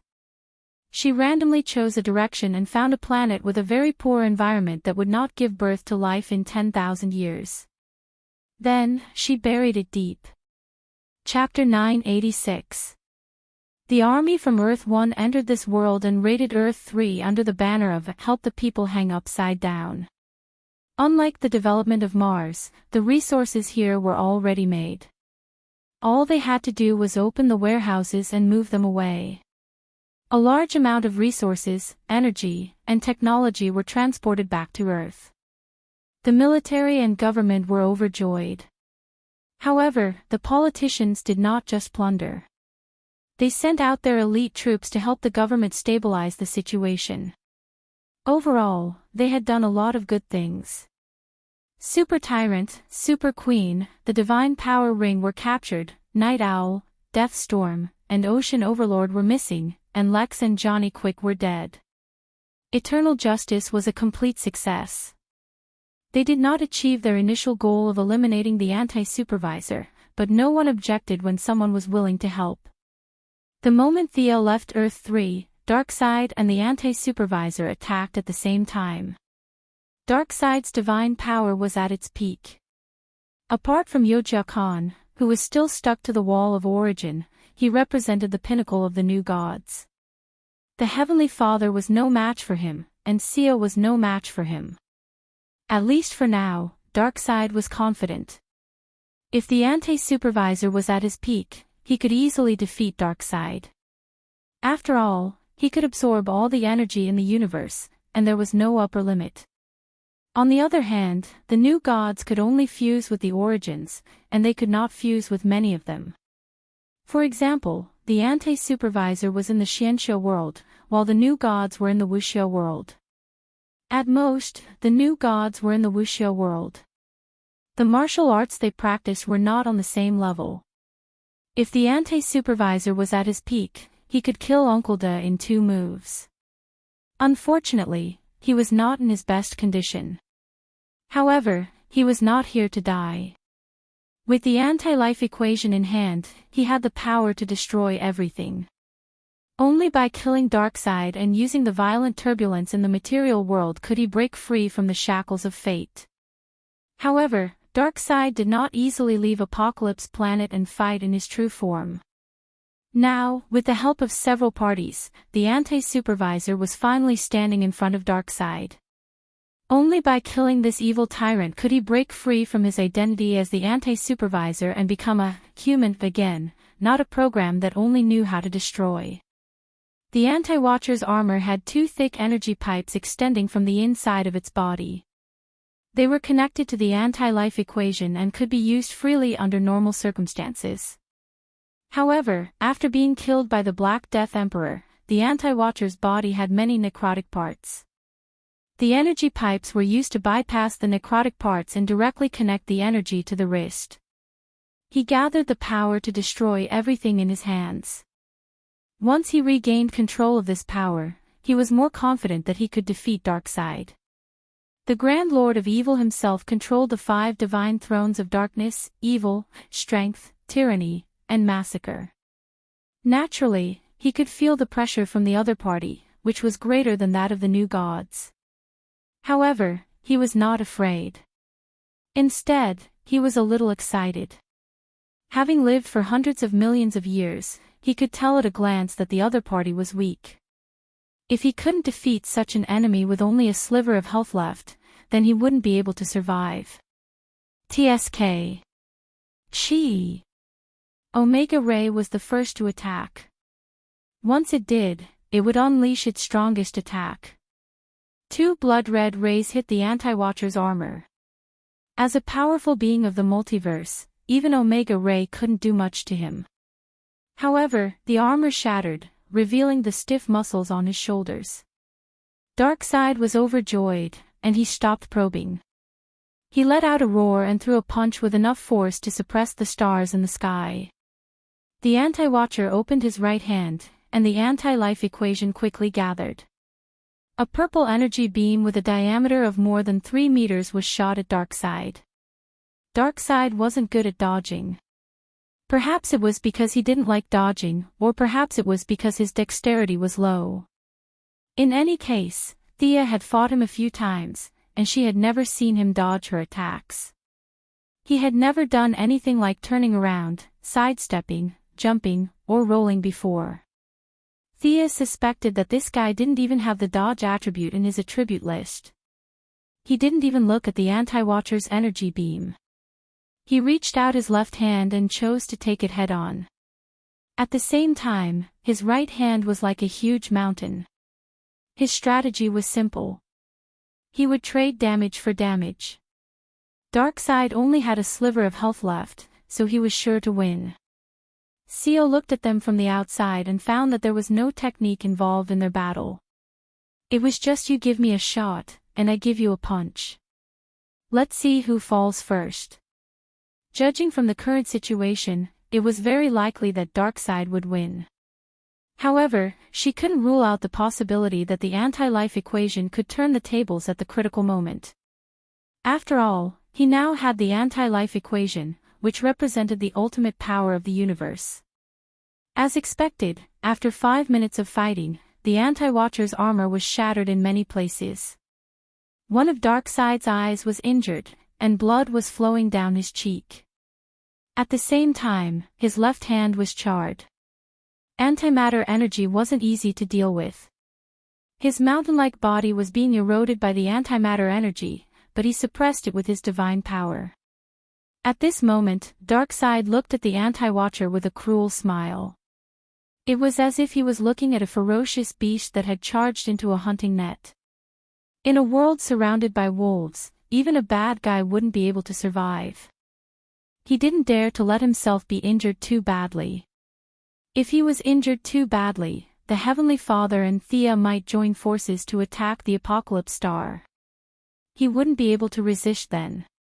Darkseid secretly gave an order to the Wasteland Wolf. The Apocalypse Star commander hurriedly opened a sonic tunnel. A black figure quickly ran out of the tunnel. Or rather, it was a sleigh. He was wearing black armor. He was the new god, the Black Runner. The sleigh was extremely fast, leaving a trail of white mist behind it. He had received orders to take the anti-watcher's life. The Black Runner didn't attack the anti-life equation directly. The antimatter energy wasn't something he could resist. He patrolled the perimeter of the battlefield for 2 weeks, looking for an opportunity to strike. Darkseid suddenly discovered the anti-watcher's weakness. He shot an Omega Ray at the anti-watcher's face and appeared behind him at the same time. He clenched his fists and punched with all his might. When they got closer, Darkseid realized that the anti-life equation had been muttering to himself. He could only vaguely hear a few words: misunderstanding, guilt, shame, failure, stupidity, and so on. The language wasn't very refined, but it was very simple. There was also a strong sense of temptation in it. What is this? What is this guy doing? Darkseid suddenly had a bad feeling. He seemed to have underestimated the anti-life equation and the anti-watcher. The anti-life equation knew that Darkseid was in a bad state, but he still joined the battle. The anti-life equation had been planning this for a long time. Darkseid hurriedly turned around and saw that the Black Runner's eyes were filled with chaos and violence. The black sleigh suddenly sped up by 20%. It changed its angle slightly and charged straight at Darkseid. Chapter 987. The Black Runner's sudden betrayal caused many onlookers to gasp. They weren't worried about Darkseid, they were just thinking about how they should deal with the situation. Thea also saw this from the outside. She didn't care who won, but if possible, it would be best if Darkseid won. The anti-supervisor had a strong foundation and was 100% compatible with the anti-life equation. Although he had to destroy his martial arts and separate himself from the equation, what if he didn't? As the previous god of knowledge who had destroyed quite a number of universes, such a vicious and merciless enemy had been tricked by him. If he were to always be remembered by him, it would be quite unbearable. However, she wouldn't help him. They were too far apart, and Uncle De could only rely on himself. The evil lord remained calm despite the sudden change. He didn't expect the Black Runner to be controlled by the enemy.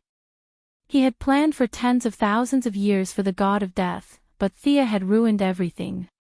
His plan had been foiled before it could even begin. If there was anything he had gained from his plan, it would be the guy riding the sled. This guy claimed to be the god of death, but that was not the case at all. Darkseid could easily defeat him, and Wasteland Wolf could also take him down if he was prepared. After all, they had lived for so many years, and everyone had a few tricks up their sleeves. If the Black Runner was the god of death, then this god of death was too weak. Darkseid prepared for tens of thousands of years with this question in mind. It wasn't until Thea entered the underworld that he realized he had been fooled by the Black Runner's nonsense. This guy was definitely not the god of death. Although the Black Runner had all kinds of problems, Darkseid had studied him for tens of thousands of years and was certain of his abilities. This guy was extremely fast and could cause instant death to any target he came into contact with.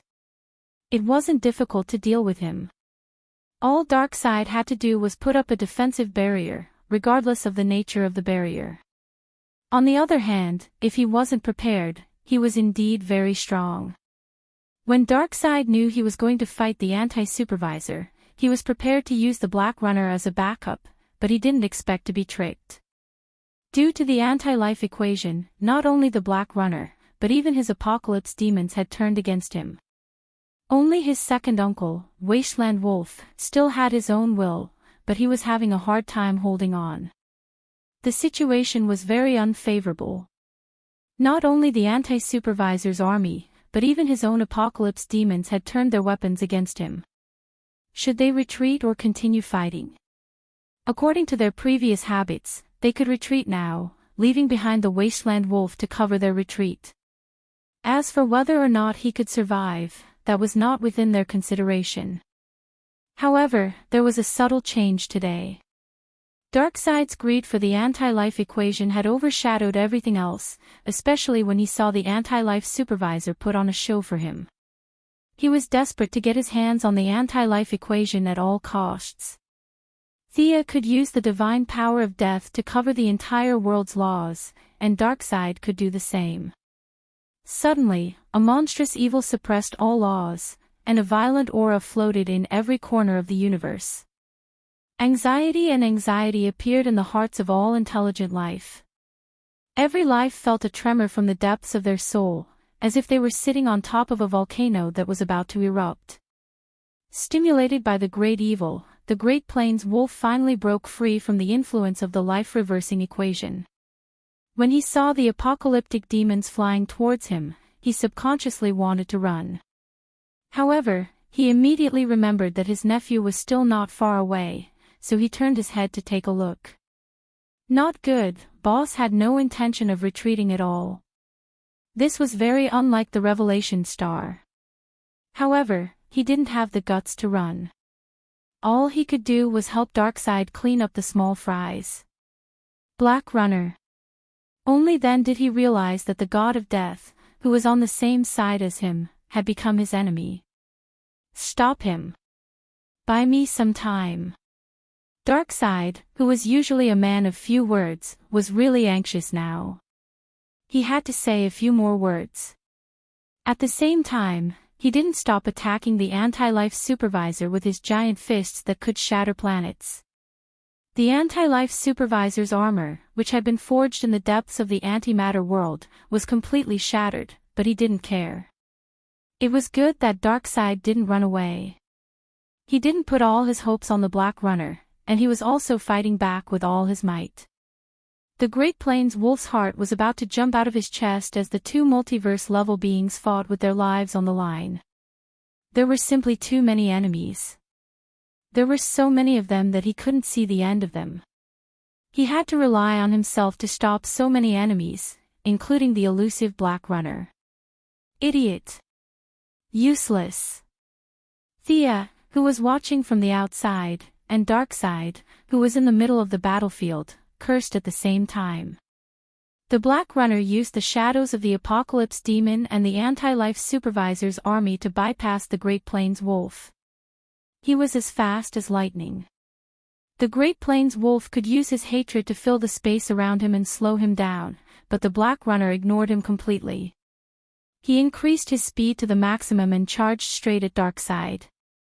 The Anti-Life Supervisor sneered. As the former god of knowledge, he knew how the Black Runner attacked. He grabbed Darkseid tightly with both hands, not letting him break free. In the blink of an eye, Darkseid only managed to turn his body slightly before he was hit by the Black Runner. The thin figure crashed into the giant. It was like a speeding car crashing into a mountain, but this time, the car was unscathed, and the mountain was about to collapse. Darkseid wasn't the apocalypse. He didn't have a god to rely on. Even death attacks could still hurt him and even take his life. The black runner's sleigh left a huge wound under his ribs. The black aura of death began to invade his body. Darkseid tried his best to suppress the injury, but it didn't work. His face was pale as if his life was about to come to an end. The anti-life supervisor laughed loudly. His voice was so hoarse that it sounded like he was sawing wood, but he was very happy. He could almost see himself becoming a human again. Freedom had never been so close to him. He didn't care if killing Darkseid would cause a commotion in the multiverse. Darkseid, you idiot, had played such a good hand. Thea cursed. She wanted to return to Earth 3, but unfortunately, Darkseid had gone berserk, and the evil world had regained its original form with his help. It was even stronger than before. The worlds will remember the experience of being suppressed by her and was now resisting her entry. The anti-life supervisor glanced at the outside world as if he wanted to see the expressions of the onlookers. But to prevent any accidents, he looked at Darkseid again. The evil lord's deity position was very suitable for him. He was separated from his position as the anti-life supervisor and the anti-life equation. Of course, he wasn't going to be immortal again. Darkseid's deity position was tailor-made for him, and he wasn't going to give it up. Chapter 988. Ha! The counter-supervisor lowered his head and was about to absorb Darkseid's essences. He was no stranger to capturing essences to create the Mobius chair. In fact, he was very familiar with it. After identifying the 5 essences in Darkseid's body, he thought about the order of absorption. Suddenly, he saw a dagger sticking out of Darkseid's rib. The dagger was golden, and time seemed to be flowing within it. Whose dagger was that? He, Darkseid, the wild wolf, and the black runner did not have a dagger around them, so who could have stabbed Darkseid? He instantly realized the problem. Darkseid had stabbed himself. He was delaying the death from the wound. The counter-supervisor realized it too late. Just half a beat. Darkseid's weakness was gone. He jumped up and punched the counter-supervisor in the chest. He then stabbed his left hand into the counter-supervisor's chest and tore the counter-supervisor in half. Thea, who was watching from the outside, felt her teeth ache. She recognized the dagger. It was a divine weapon that the Egyptian gods had created to take revenge on Darkseid. She had given it to Batman after that. According to Batman, he had stabbed Darkseid with the dagger. Logically speaking, the dagger should have been used up. She did not expect him to keep it until now and even recover some of its functions. On one hand, he was suppressing his injuries. On the other hand, he was setting up a trap to lure the counter-supervisor into it. Although Darkseid was expressionless, she did not expect him to be so good at acting. The counter-supervisor was still breathing, but he had lost the ability to move. After the Black Death Emperor, he was once again on the brink of death. However, there was no White Lantern to save him this time. The counter-supervisor had lost control of his body. The anti-life equation automatically stopped spinning. Without the Black Runner and the Apocalypse demons, they regained their senses. Realizing that he had gotten himself into big trouble, the Black Runner turned around and ran. He was so fast that the onlookers could only see a blur before he completely disappeared. Thea was a little disappointed. She had wanted to recruit him. She did not expect him to run so fast. The Black Runner had the ability to run, but the Apocalypse demon soldiers could not. The Apocalypse demons looked at their boss nervously. If Darkseid had been as hot-tempered as he was in the past, he would have killed all of them in the most bloody and cruel way possible. But now that he knew what had happened to him, he no longer had the strength to do anything. The injuries caused by the Black Runner were not complicated. Whether in terms of quality or quantity, they were far inferior to Thea's. It would not be too troublesome to remove them in time. After all, he had hung up the Black Runner to study for tens of thousands of years. However, in order to induce the anti-eunuch, Darkseid used a more intense method to suppress his injuries. Right now, the power of time of the Egyptian gods had combined with the death of Osiris and the Black Runner. The combination of the injuries of a new god and an old one was more than enough for him to deal with. In addition, the life-reversing equation wasn't a piece of paper or some divine equipment. If he didn't take the initiative to separate it, it wouldn't drop even if he died 10 times. It had to be extracted from the depths of his soul. The anti-eunuch was of a higher level than a new god, so it would take some time to extract it. Even villains had enemies. Not only were the good guys targeting him, but other villains were also targeting him. The evil lord had obtained such a superweapon in front of everyone. It was the ultimate power of the universe, so it was only natural that people would be jealous of him. At the very least, the demons of hell had their eyes on him. The significance of this was self-evident. Time was tight, and the mission was important. Darkseid carried the anti-eunuch's body that had been torn in two and ordered the wasteland wolves to retreat. The battle had come to an end, and Thea looked away. She didn't care about the life-reversing equation at all. Let the villains fight for it. Even if the Heavenly Father wanted to join the battle, she would not stop him. Unfortunately, the Heavenly Father had been watching from the sidelines and did not have the courage to fight.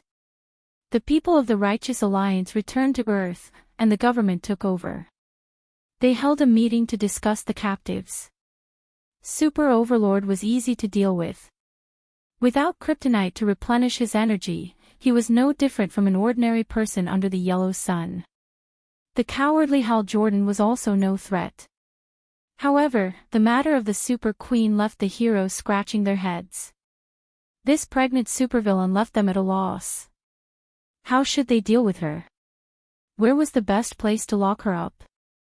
According to my observations, the child in her belly is also an Esper, and it should be Lex's child. Thea thought about it and decided to tell the truth.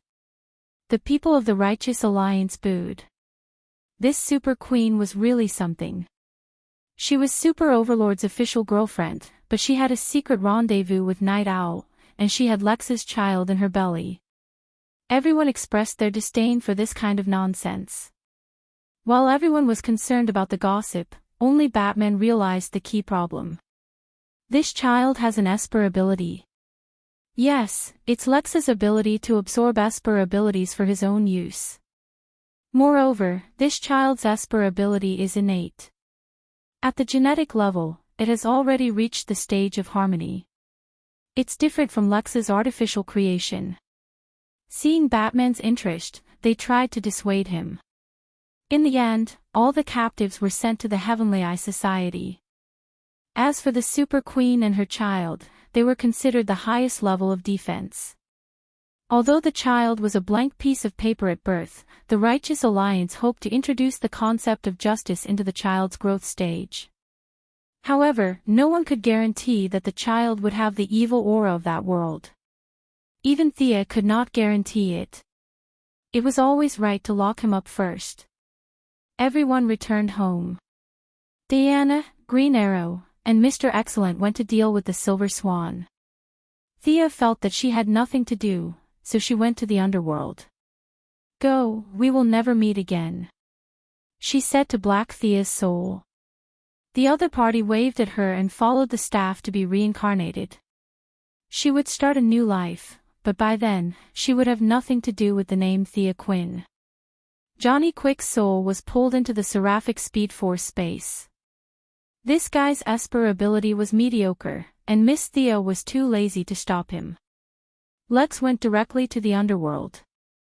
No one knew how many contracts he had signed before he died. He was pulled away by the underworld without even going through the procedures. She did not stop for too long in the underworld. She mobilized a large army and rushed to the antimaterial universe. She took advantage of the fact that someone was lying dead to raid their home. She was such a magnanimous person.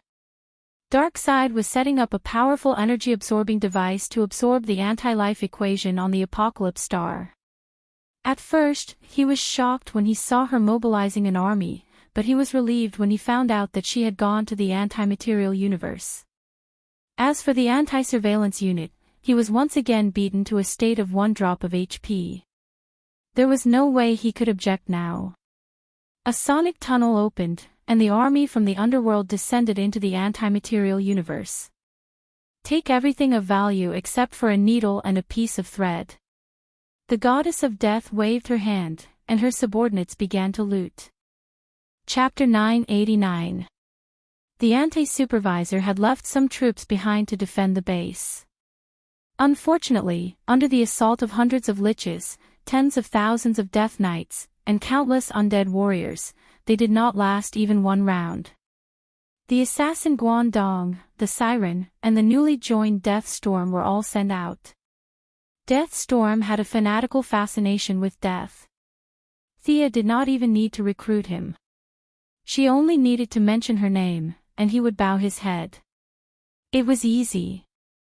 Thea did not go personally like when she robbed Hades' treasury. Instead, she stood in the middle and ordered her subordinates to loot everywhere. Her position as the god of wealth also blessed these liches and death knights. Each of them had a good sense of appreciation. No matter what it was used for, as long as it was valuable, they would take it away. Not long after, Guangdong had a harvest. He dragged a burnt man to Thea. "Your Majesty, we found an old acquaintance." Thea looked down. Who was this? His hair was messy and his face was as black as the bottom of a pot. This guy was burnt. She took a closer look and noticed. This is Mitran, right? I didn't recognize him without the chair. He was an acquaintance. When Thea first ascended, it was Mitran who pulled her to the father's side. Later on, when the weave was built, they had some friendship. He looked like he was burnt, but his injuries were not serious. She did not dare to use the white light ring in the antimatter universe. A few healing spells were thrown out, and Mitran slowly woke up. When he saw Thea, he sighed. He did not know what he was feeling. "Thank you, Your Majesty, for your treatment." He quickly calmed down and bowed solemnly. Thea did not put on airs. "Old friend, why are you in the antimatter universe? Is this an order from the father?" Mitran explained everything without hiding anything. In the end, he asked in confusion, "Your Majesty, why did you facilitate this battle? Don't you know how big of an impact this will have on the reality of the multiverse?" Thea was silent for a moment. "God of knowledge, do you really want to know the reason?" Mitran said, "Even if you kill me afterward, I'll listen. From the perspective of the new gods and mortals, this battle is unnecessary. However, if you were to view it from a grander perspective beyond the multiverse, you would realize that this is a necessary process for the universe to ascend to a higher level. You should know about the dark multiverse. If the present universe is not improved to a higher level before the two converge, the destruction to the present universe would be incalculable once the fusion begins." Thea's main point was to start trouble as soon as possible and not drag it out. After sending the dizzy Mitran away with his twisted logic, the Death Storm brought good news. The anti-surveillance tower, which was over 30 meters tall, was a top-notch technological creation used by the anti-surveillance to monitor the multiverse. The technology contained within made Death Storm intoxicated, and Thea also took a closer look. This tower was equivalent to a supercomputer on Earth, but it was countless times more advanced. Its algorithm had probably reached the pinnacle of technology. The most important thing was that it was easy to operate, and anyone could use it. She immediately gave the order to move it back to the underworld. The underworld also needed to be in touch with the times. The two-faced man was still using paper to deal with cases. How low was that? When the top-notch facilities were moved back, they immediately upgraded to digital offices. There were many good things in the antimatter universe. Many of them were the essence left behind after the universe exploded and burned. Although they couldn't name them, they were extremely tough. Tough, resilient, and had high magic resistance. Thea found several pieces of high-quality metal and showed them to Diana. Her shield had been broken previously, and now it was time to replace it with a new one. There were many materials, but there were also many talents. For example, the weapons master who had joined the Yellow Lantern Corps before, but later went missing. He came from the antimatter universe and was a member of the Thunder team. They were all very skilled and specialized in creating weapons for the anti-surveillance army. They were not life forms in the conventional sense and were somewhat similar to demons. They could also survive in the underworld. Now, the underworld was half threatening and half tempting these skilled craftsmen, pulling them all away. Everyone who participated in this operation was very happy to be able to plunder other people's homes. She didn't care if these liches would take a portion of the loot, as long as she kept the bulk of the loot. The group of people came and went singing under her lead. The atmosphere was harmonious and friendly. The anti-surveillance army couldn't come back anymore, so it was useless to leave these things behind. It was a good chance to help the brothers in the underworld. That was what the young lady thought. When she returned to the underworld, she went back to Earth to rest. The Valkyrie was very tired today and didn't have much energy. Plus, the Silver Swan and the others were very well hidden. After circling Star City twice and not finding any trace of them, she went straight home. The two goddesses didn't play any indescribable games. They were very tired after a day of fighting. They chatted for a while, gossiping about the story of the Super Queen between the three men, and talked about the role of the first female Green Lantern on Earth in promoting feminism. Thea responded with noises and soon the two of them turned off the lights and went to sleep. In the middle of the night, suddenly, her spiritual power warned her that someone was approaching her at a high speed. Thea immediately cut off the connection between the room and the real world. Who was attacking her? How could they not have eyes? Diana's reaction was slightly slower than her, but she quickly sat up and looked into the distance vigilantly. The person was still far away. She felt the spiritual power characteristics of the other party and asked Thea with uncertainty, "It's the extreme speed, right? It looks like Barry." Diana was puzzled, and Thea was also puzzled. It was indeed the Flash Barry. The other party was sweating profusely from running from Central City to England. The distance was not short. Why couldn't he say it during the day? Let's change clothes and go take a look. Barry was the best person in the Righteous Alliance. Many of his principles might not be agreed with, but it was undeniable that his kindness was unmatched. As soon as they changed clothes, Barry was already in front of them. However, the other party did not stop. Instead, he continued to run faster. Theo looked at Barry carefully. Barry's state was very strange. He was running at such a high speed. How could he be chatting happily? Let's also enter the super high speed state. Seeing that the other party was not stopping, she turned around and said to Diana. As a death reserve, they could jump out of the timeline, but Diana could not. It was extremely difficult for a new god to enter and exit the timeline. Barry, what's the matter? Seeing that the Flash was about to reach out and pull them into the super high speed state, Thea waved her hand and refused. Every extra person entering the super high speed was a burden to him. Seeing that Barry was sweating profusely, it was better not to trouble him. Phew. Barry was very tired, but he still felt relieved when he saw that he could communicate normally. A group of people in Central City hijacked the experimental nuclear fission instrument of the Sky's Eye Society. The fission has already started. I can't stop it in time. I have tried all the methods. There's no time. Barry took off his mask. His face was full of pain. He hated himself for his hatred. The explosion had already happened. In the real world, a nuclear bomb that covered Central City would explode in just 1 second. The Flash had no other way. He could only use his super high speed to break the situation. He tried Psyker's shockwave and Caitlin's freezing. In the end, it was useless. Instead, he used a lot of energy to bring the other two people into the super high-speed state. Chapter 990. The nuclear fission in the central city had been completed, and a large amount of heat energy had begun to accumulate. The explosion was right in front of them. Barry, who was at his wit's end, continued to run at high speed while trying to think of a solution. Since he could not find a solution, he could only cross the ocean to England to find the two goddesses. This was his last resort. If it did not work, he could only travel through time to save everything. Don't worry, I'll solve this.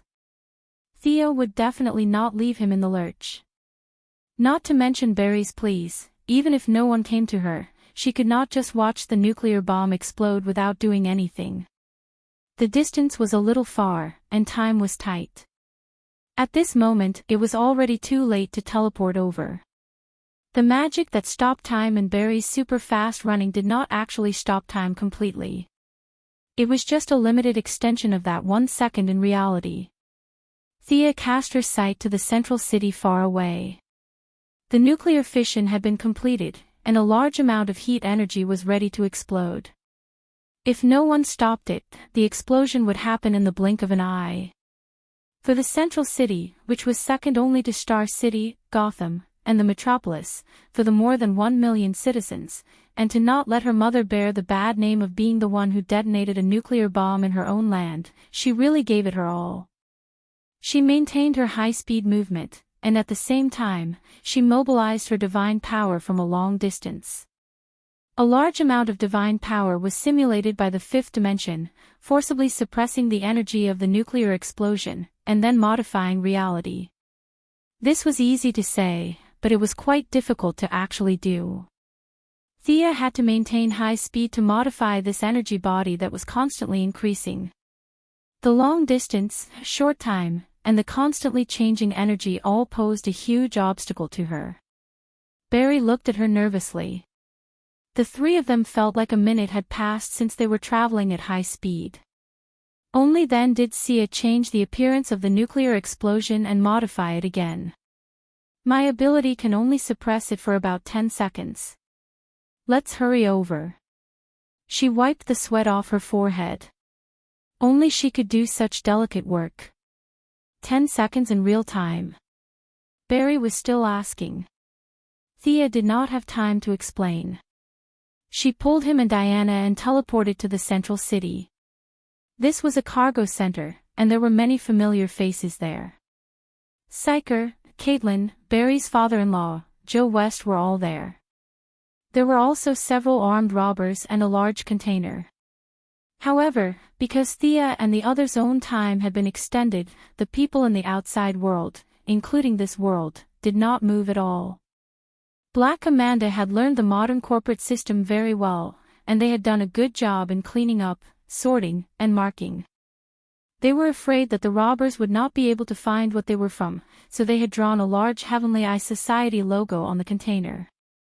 Other than not writing that there was a nuclear bomb inside the container, they had done everything else that should and should not have been done. Perhaps Amanda thought that anyone who offended her Heavenly Eye would be punished no matter how far away they were. She was so arrogant that she didn't prepare any preventive measures. Hiding? No. Esper Protector. It didn't exist. The few bodyguards were from the Midtown police station. Back then, when Bane wanted to blow up Gotham, he needed a physicist to fiddle with it before he could detonate it. However, the thing in front of Thea was simple and crude. As long as the switch was pressed, it could blow up the entire city into powder. Transporting such a dangerous device all over the world. The Heavenly Eye Society had a responsibility that could not be denied. As for the robbers, they were even crazier. Not only did they want to blow themselves up, they wanted to bring the entire city down with them. The experimental nuclear fission instrument that was originally emitting high heat had completely disappeared. In its place was an elephant slide that looked very childlike. Ah! Seeing the nuclear bomb that almost caused him to die of anxiety in this state, Barry did not know what expression he should have. Don't mind the details. Its essence hasn't changed. Time is tight. Of course, Thea wanted to be more serious. However, the abilities of the fifth-dimensional people were just that funny. She had no choice. Let's do it. You're very tired. After rejecting Barry's help, she quickly looked for an uninhabited asteroid. After that, she opened the portal. Diana picked up the elephant slide and threw it into the portal.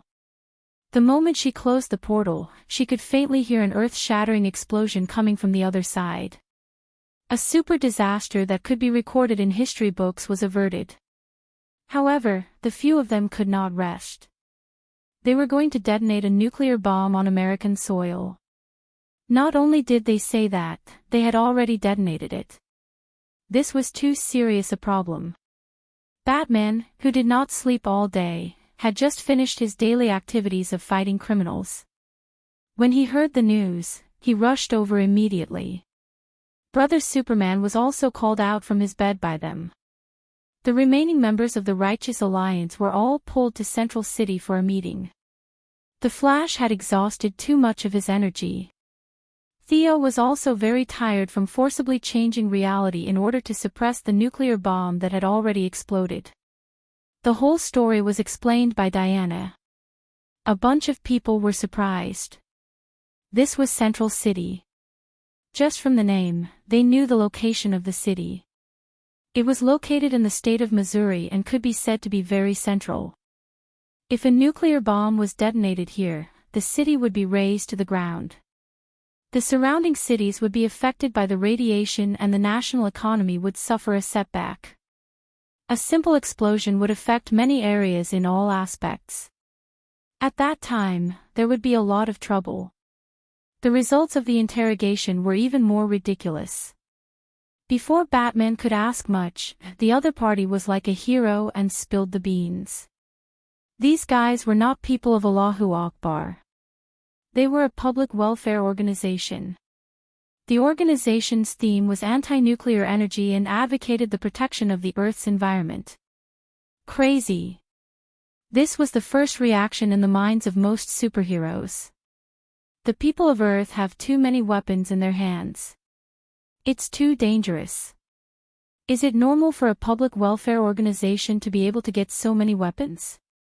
The Sea King, who usually did not like to express his opinions, said something rare.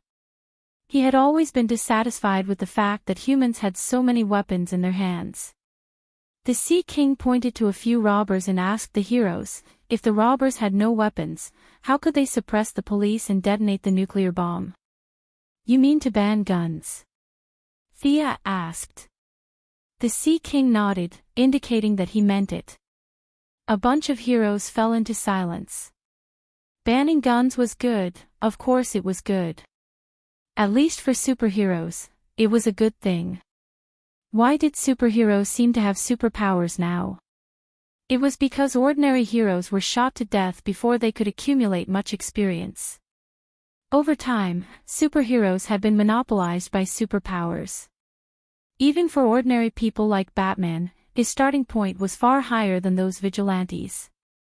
The accumulation of countless technological equipment and the harsh training of the Assassin League were all things that vigilantes did not have. They were hot-blooded and wanted to be a hero.